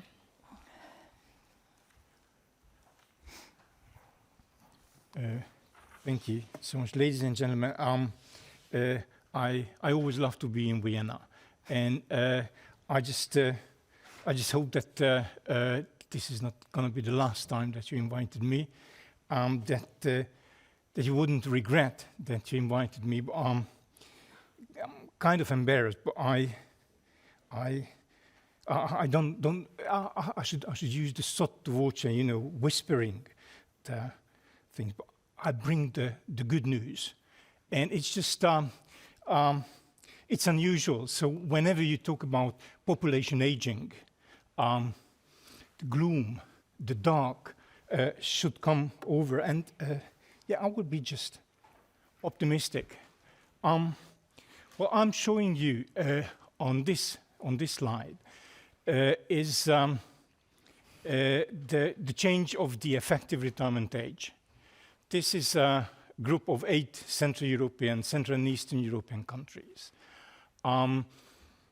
Effective retirement age is the average age of leaving the labor market. So this is something empirical, and you can see that, well, it shows a steady increase across the entire region.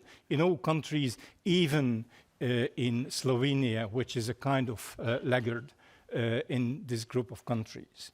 On average, during this period, so in 15 years, across the region, the annual growth was 3.5 years. That's 2.8 months a year.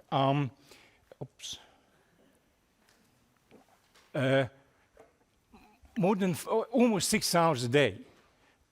This is something, you know, an average worker spends sleeping, so that the average Central European worker went to sleep hoping that while, you know, he doesn't have to be awake, would still get closer to the retirement age. But no, he didn't, because the retirement age moved. So in the course of 24 hours a day, an average person got closer to the effective retirement age by only 18-something hours. I was allocated 10 minutes here, and during these 10 minutes, the effective retirement age is increasing by more than 2 minutes. So it goes fast. And measured in each country, in each calendar year, at the effective retirement age, the life expectancies didn't grow. You can see it remained flat. So there was an increase in life expectancy at birth, and there was growth in life expectancy at higher ages, like at the age of 60 or 65. But since the effective retirement age was moving, measured at the effective retirement age, on average, the life expectancy didn't grow. At the beginning of the period, it was something 20.6, and at the end, 20.5. So practically the same number.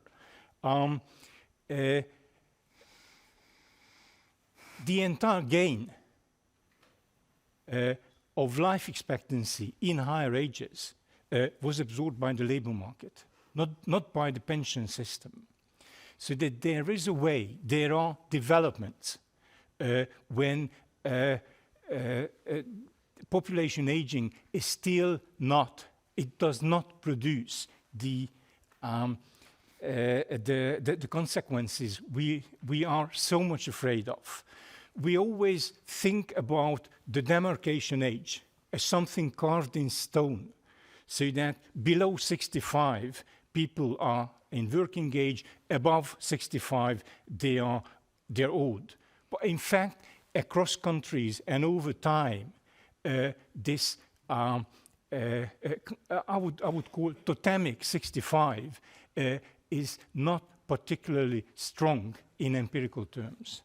And even further good news. That's, well, it's not a proof. It's just a kind of hint what I'll show you here. So the shaded area shows the education composition of the cohorts around retirement age, 55 to 64. And you can see that at around 1965, there is an increase in the share of people who have a secondary education as their highest degree. And at the end of the period, already people with a college or a university degree, their share is increasing. And I don't know if, no? Okay. I'm with the dashed line and with the dotted line, I show you exactly the same people when they were younger, 35 years younger. And you can see that those who are already in school leaving age, at the age of 29, the education of a cohort is completed, even today. So once people reach the age of 30, their highest level of education doesn't change frequently. And you can see that at the very beginning of the period, in 1950, about 1/4 of people who were young, who were in their 20s, they had no schooling at all. They never finished primary or never went to school at all in this region. And that share, in the course of 20 years, it just disappeared. At the same time, there was an explosion in secondary education. So in 1950, the ratio is below 15%, and by 1970-75, it's above half. And the good news is I have a further figure, but I will not show it to you because 2 minutes, the retirement age is moving 2 minutes. So then if you project the educational composition of today's 30 years old, you can see that there will be space for further increase in the average effective retirement age in the future. So just as a last sentence, the pension system collected and it can absorb the returns of human capital investments that were made way back in history. You invest, if you want to make a good pension reform, you invest in education today. And then your pension problems will be solved 40 years from now. Thank you. Thank you very much, Dr. Gal, for being the bearer of some good news for change. That's always nice. Apologies for that. So let us discuss a little bit what has been said. You have really set the scene quite nicely from different perspectives of migration flows, brain drain, and the demographic picture. So you are all experts on the CEEE labor markets in some sense, and I'm wondering, how do you expect the Ukraine war to shape the labor markets in the region, provided 2 dimensions? So first, with respect to the economic outlook, we have heard quite a bit today about the economic outlook. It's quite bleak for many Central and Eastern European countries, especially those that are very dependent on Russian fossil fuels. And B, also provided what you have spoken about, and that is the inflows of Ukrainian workers and refugees to the region. The region is quite disproportionately exposed to this. It's really accepting a lot of Ukrainian workers, which is great from the standpoint of both solidarity and potentially also from the standpoint of labor markets. So I'm wondering, what is your take on the Ukraine crisis? How is this reshaping and basically changing the labor markets going forward? And also, if you'd like to react to any of the remarks of your fellow speakers, now would be the time. So who would like to start? I can perhaps okay, sure. Start with the. Well, I think the feature of the Ukrainian migration, current Ukrainian migration, is that this immigration has the face, first it has a female face, and second it is highly educated labor force that is migrating. So these 2 features could also have the implications for the receiving countries, and given, for example, if that all the medical professions perhaps who migrated, if all their qualification will be recognized, then it means that for the medical sectors of the receiving countries, this would be inflow of qualified doctors. The same is true for many other qualified professions that are coming now. This is perhaps, well, sad to say so, but it is slightly positive news for the receiving countries. But on the other hand, this is also the story of the brain drain for the Ukrainian population. And as I also shown you that some of them are working remotely, also sort of contributing to the Ukrainian economy, not only in terms of potential remittances, but also in terms of the labor market. But not all of them are sort of simultaneously helping the Ukrainian economy, but also contributing to the current situation of the receiving countries, also Central and Eastern European countries. So this would have the implications for the types of the professions that are sort of assimilated by the receiving countries and also has implications for the Ukrainian labor market. Mm-hmm. Thank you. Dr. Gal, would you like to chip in? Honestly, I have no idea how this conflict will unfold. On the long run, I think this tremendous flow of at least temporary migrants will accelerate Ukraine's integration into the European economy, because there are millions of workers who are already in the European labor market, and that will, most of them will go back, but nobody knows when they can go back. Receiving countries, so especially if the integration costs are low, and in this case the integration costs are very low because these are highly educated people, because the language barrier is relatively low, receiving countries always win. Mm-hmm. So just take a walk in downtown Vienna, and you see the Chernitskys and the Svobodas having all German first names. So the waves after waves of Central European migration in the city, and the city gained a lot from that. So I think Poland is gaining from, well, we heard that. Mm-hmm. Poland is gaining from the inflow of migrants. I have no idea how it would unfold.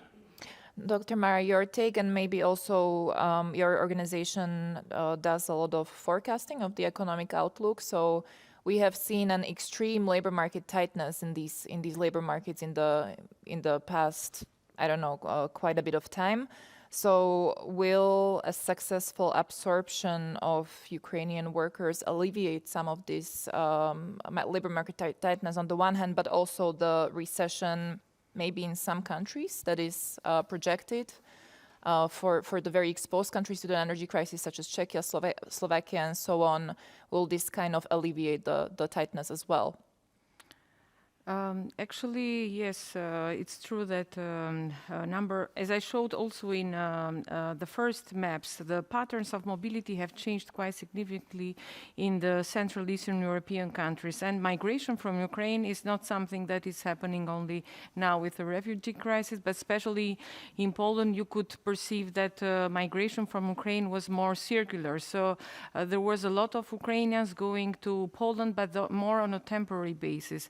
And somehow with the war, you have now quite a huge high influx of Ukrainians going to Poland. But as we heard also from other presenters, we have also a high return of Ukrainians, especially in the neighboring regions. So this is quite fluid, let's say, the mobility for the time being. And you have to think also of the composition of refugees, given that they are mainly women, highly skilled, but also taking care of children at the primary age. It means that you have to work a lot on the integration aspects, like provide education, childcare, and give the possibility of these women to participate in the labor market. But we know that, especially when we look at the labor shortages, there is a kind of segregation. We see gender segregation. So we see especially that a number of shortages are in the manufacturing sector, but also in services. Mm-hmm. So it induces you to think that you will need migrants, but probably for some professions which are man-dominant, and probably a high number of refugees which are women could probably not solve these labor shortages that some of the Central Eastern European countries are facing. But with the Ukrainians, the situation is completely different if we compare it with the wave of refugees in 2015 and 2016. that the wave from Middle East, from North Africa and Syria, because differently from that wave, the European Commission activated this temporary protection scheme, and this allowed the Ukrainians also to move the other countries. So there is let's say, a distribution of Ukrainians across the European countries. Okay, Poland is somehow taking the bulk of the refugees, but also in Germany and Italy and Spain, where Ukrainians have, let's say, a high network of migrants that have moved also to these other countries. So somehow this has helped to distribute the burden also across the European countries. And with the activation of temporary scheme is that these people have also the possibility to enter the labor market, to have access to social services and also on education. And this is something that probably it was quite good from the European Commission to activate this scheme, which was for the first time, even though it was introduced in 2001. Mm-hmm. Excellent. Maybe I'll stay with you for a bit because I have a follow-up question on that. Do you think that the Ukrainian war will serve as a sort of catalyst or for a paradigm shift with regards to the CEE migration policy, which has not always been exactly welcoming to international migrants? So maybe once we cross this Rubicon and we see that we actually are able to successfully integrate and absorb refugees, be it from Ukraine or elsewhere, but it does set a precedent to some extent. So do you think it could be an inflection point of sorts for the region? That's a very good question, but it's very difficult to give an answer of that, because if you think not only the Central Eastern European countries, but also for the EU, when they respond with respect to migration, to refugees, they have to follow the international law. But then how this is adopted at the national level, the story is completely different. So this is, let's think that, for example, the European Union has now a new asylum pact, but how this is, and the idea is to have more solidarity and this a welcoming response to the refugee crisis, but how this will be pushed forward, it's still an open question, and I don't have a clear answer on that.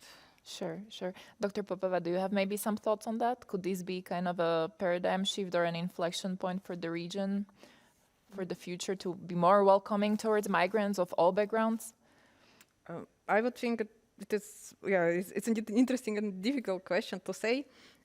First of all, it would require more of the common policies and coordination on the EU level, but also given that there is really a lot of uncertainty in the current situation. For example, from the perspective of potential employer who would need to know to what extent, until when he or she may employ such migrants, whether there will be what will be the follow-up policy related to when this temporary protection ends. What would be the follow-up policy related to these migrants? So there is a lot of also legislative uncertainties in this, and it's yet difficult to say whether it would be any different change towards the potential other waves of migration coming to EU. Mm. Thank you. Dr. Gal, do you have any thoughts on this? Well, I'm just, I can't see how this inflow of refugees would overcome the massive racism that surrounds this immigration issue in this region. So just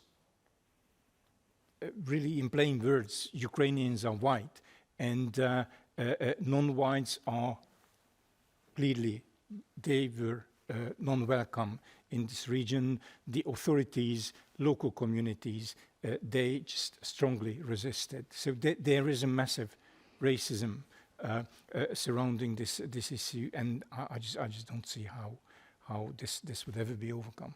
Okay. Well, you've been a bearer of good news, but you haven't exactly given me some good news. Even I have my limits. Sure, fair point. Let's switch gears very quickly before I open up the floor for questions to brain drain, because this is a very pertinent topic for the region. Obviously, many of the CEE countries, but also from the southeast, suffer of rampant brain drain. So I was wondering, what is your take as labor market experts or specialists? What is the best policy for attracting skilled labor force back into the home countries, policies that are time-tested, based on best practices? Basically, my question is, what should these countries do to be able to attract back home all of their nationals who have left to study abroad and just have stayed elsewhere in Western Europe? What should be done? Well, maybe in terms of the current crisis, I see also a lot of solidarity of the Ukrainian migrants themselves, so meaning that they would also be helping in rebuilding the post-war Ukraine also in that sense, so that part of them would return and also rebuild their country in their way. So there is no like extra policy related to that. It's just own self-will of those people. Mm. So yeah, in terms of the in general, if we talk about the brain drain, it also has the positive sides in a way that the migrants who are leaving their country, they are also sending the remittances to their home countries, that in these remittances also help building and help the economic growth of those home countries.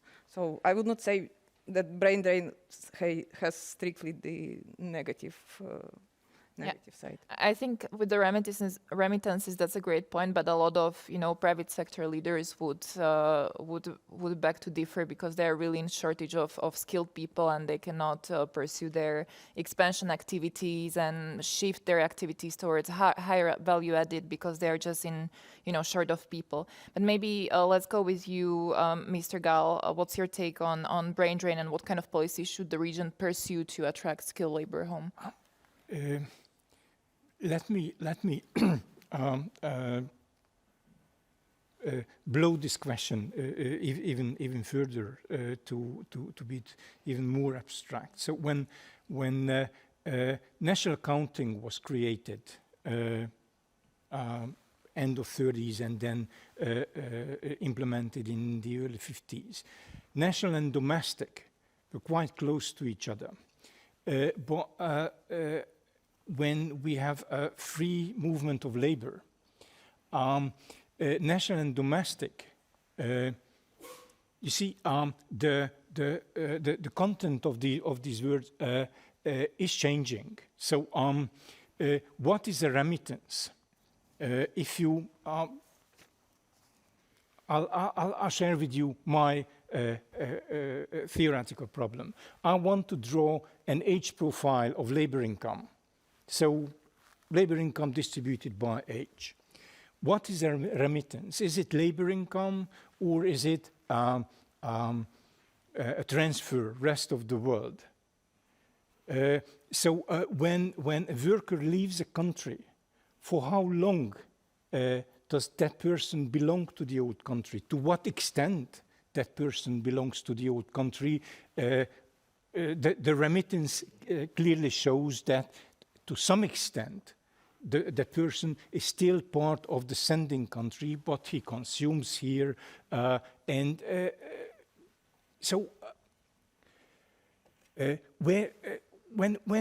do you actually leave your country, when you left it? How long does it take? And when it is just a group of people, a small group of people, it doesn't matter.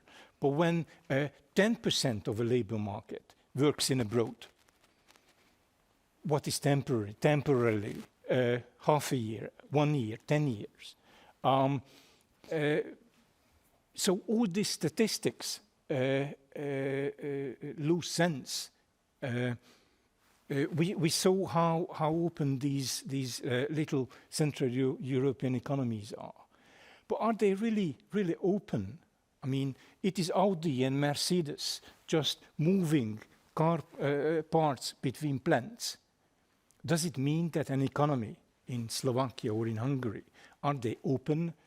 Do these economies still exist? Is there such a thing as Hungarian economy any longer once the decisions about, for instance, the openness of the economy are made in Ingolstadt or in Berlin in a foreign company. So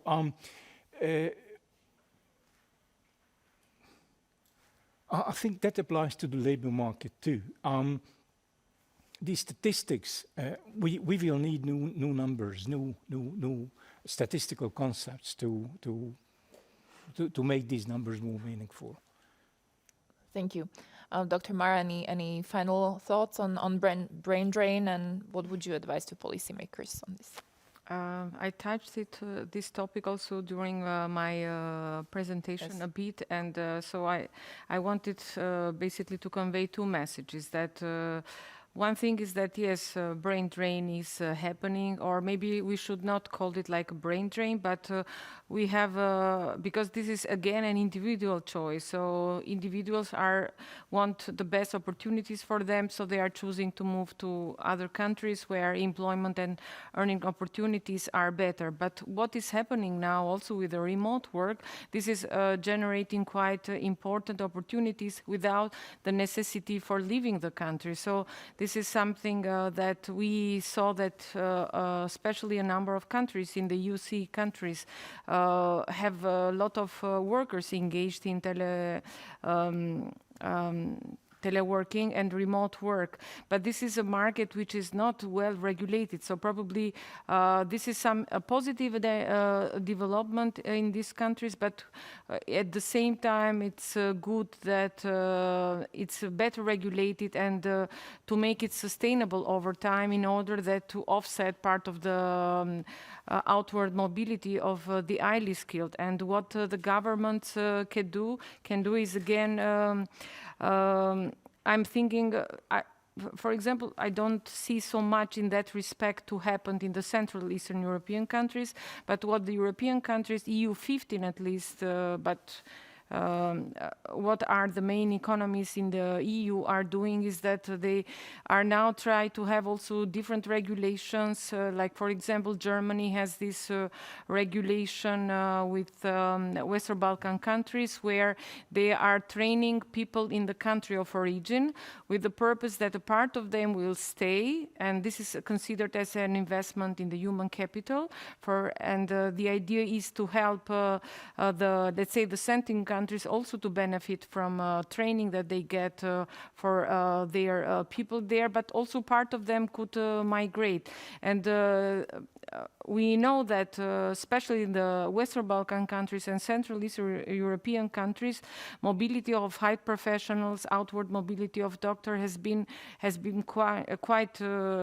reached quite dramatic numbers, and this was obvious, especially during the pandemic. But these regulations with new regulations with Germany, where they train people, but also some of them can stay and some could move abroad, might be a way of dealing with brain drain. But at the same time, the EU countries have introduced since 2 years this talent partnership, and this is also designed in the same line that you train the people in the country of origin, and the part of them could stay and the part of them could move to the EU countries. But this is something policy, a new change in the EU policy that has not implemented in all the EU countries and still is at a smaller case. But this could be also a way to tackle also this issue of brain drain that is quite high, especially in the Western Balkan countries. So it's in an exploratory phase so far, so we'll be a little bit smarter later on in a few years from now, right? Okay, excellent. Thank you very much. I would now like to turn to our audiences and open up the floor for questions. And I see the green paper up, so I guess we have some virtual questions from our virtual audiences. Yes, you're correct, Sonia. We have a question from Paweł Strelecki from Narodowy Bank Polski. The open policy regarding refugees seems to be a win-win solution currently. However, what about post-war policy advice for Ukraine? What could be done to prevent brain waste in the future? Who would like to take this? What can be done to prevent brain waste in the future post-war is the question. The question of brain waste is also especially in the first years of EU enlargement, especially migration from Poland to the UK. You had quite a lot of brain waste because you could see quite a high-skilled professionals who did jobs that were not corresponding to their level of education. So the focus was that how to improve this matching in the labor market when you enter the labor market in the destination countries. And over time there is some improvement, but this is something which is which can change with the integration policies which are applied in the destination country.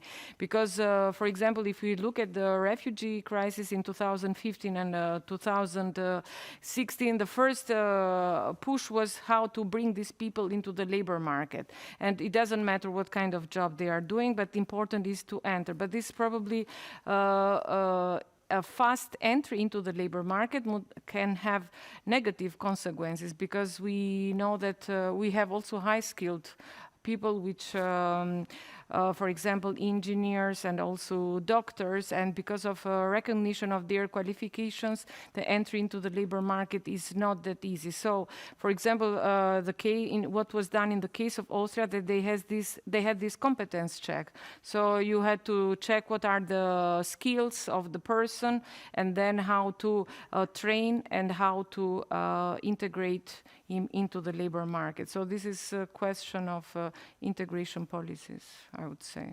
Right, thank you very much. Do we have more?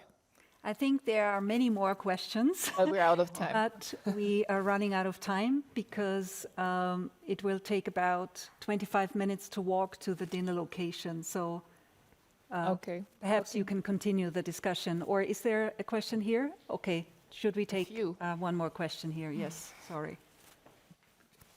Thank you. I have another question, a basic question. How do you differentiate statistically between flights, migrants, refugees? How do you do that? The statistical office usually does that.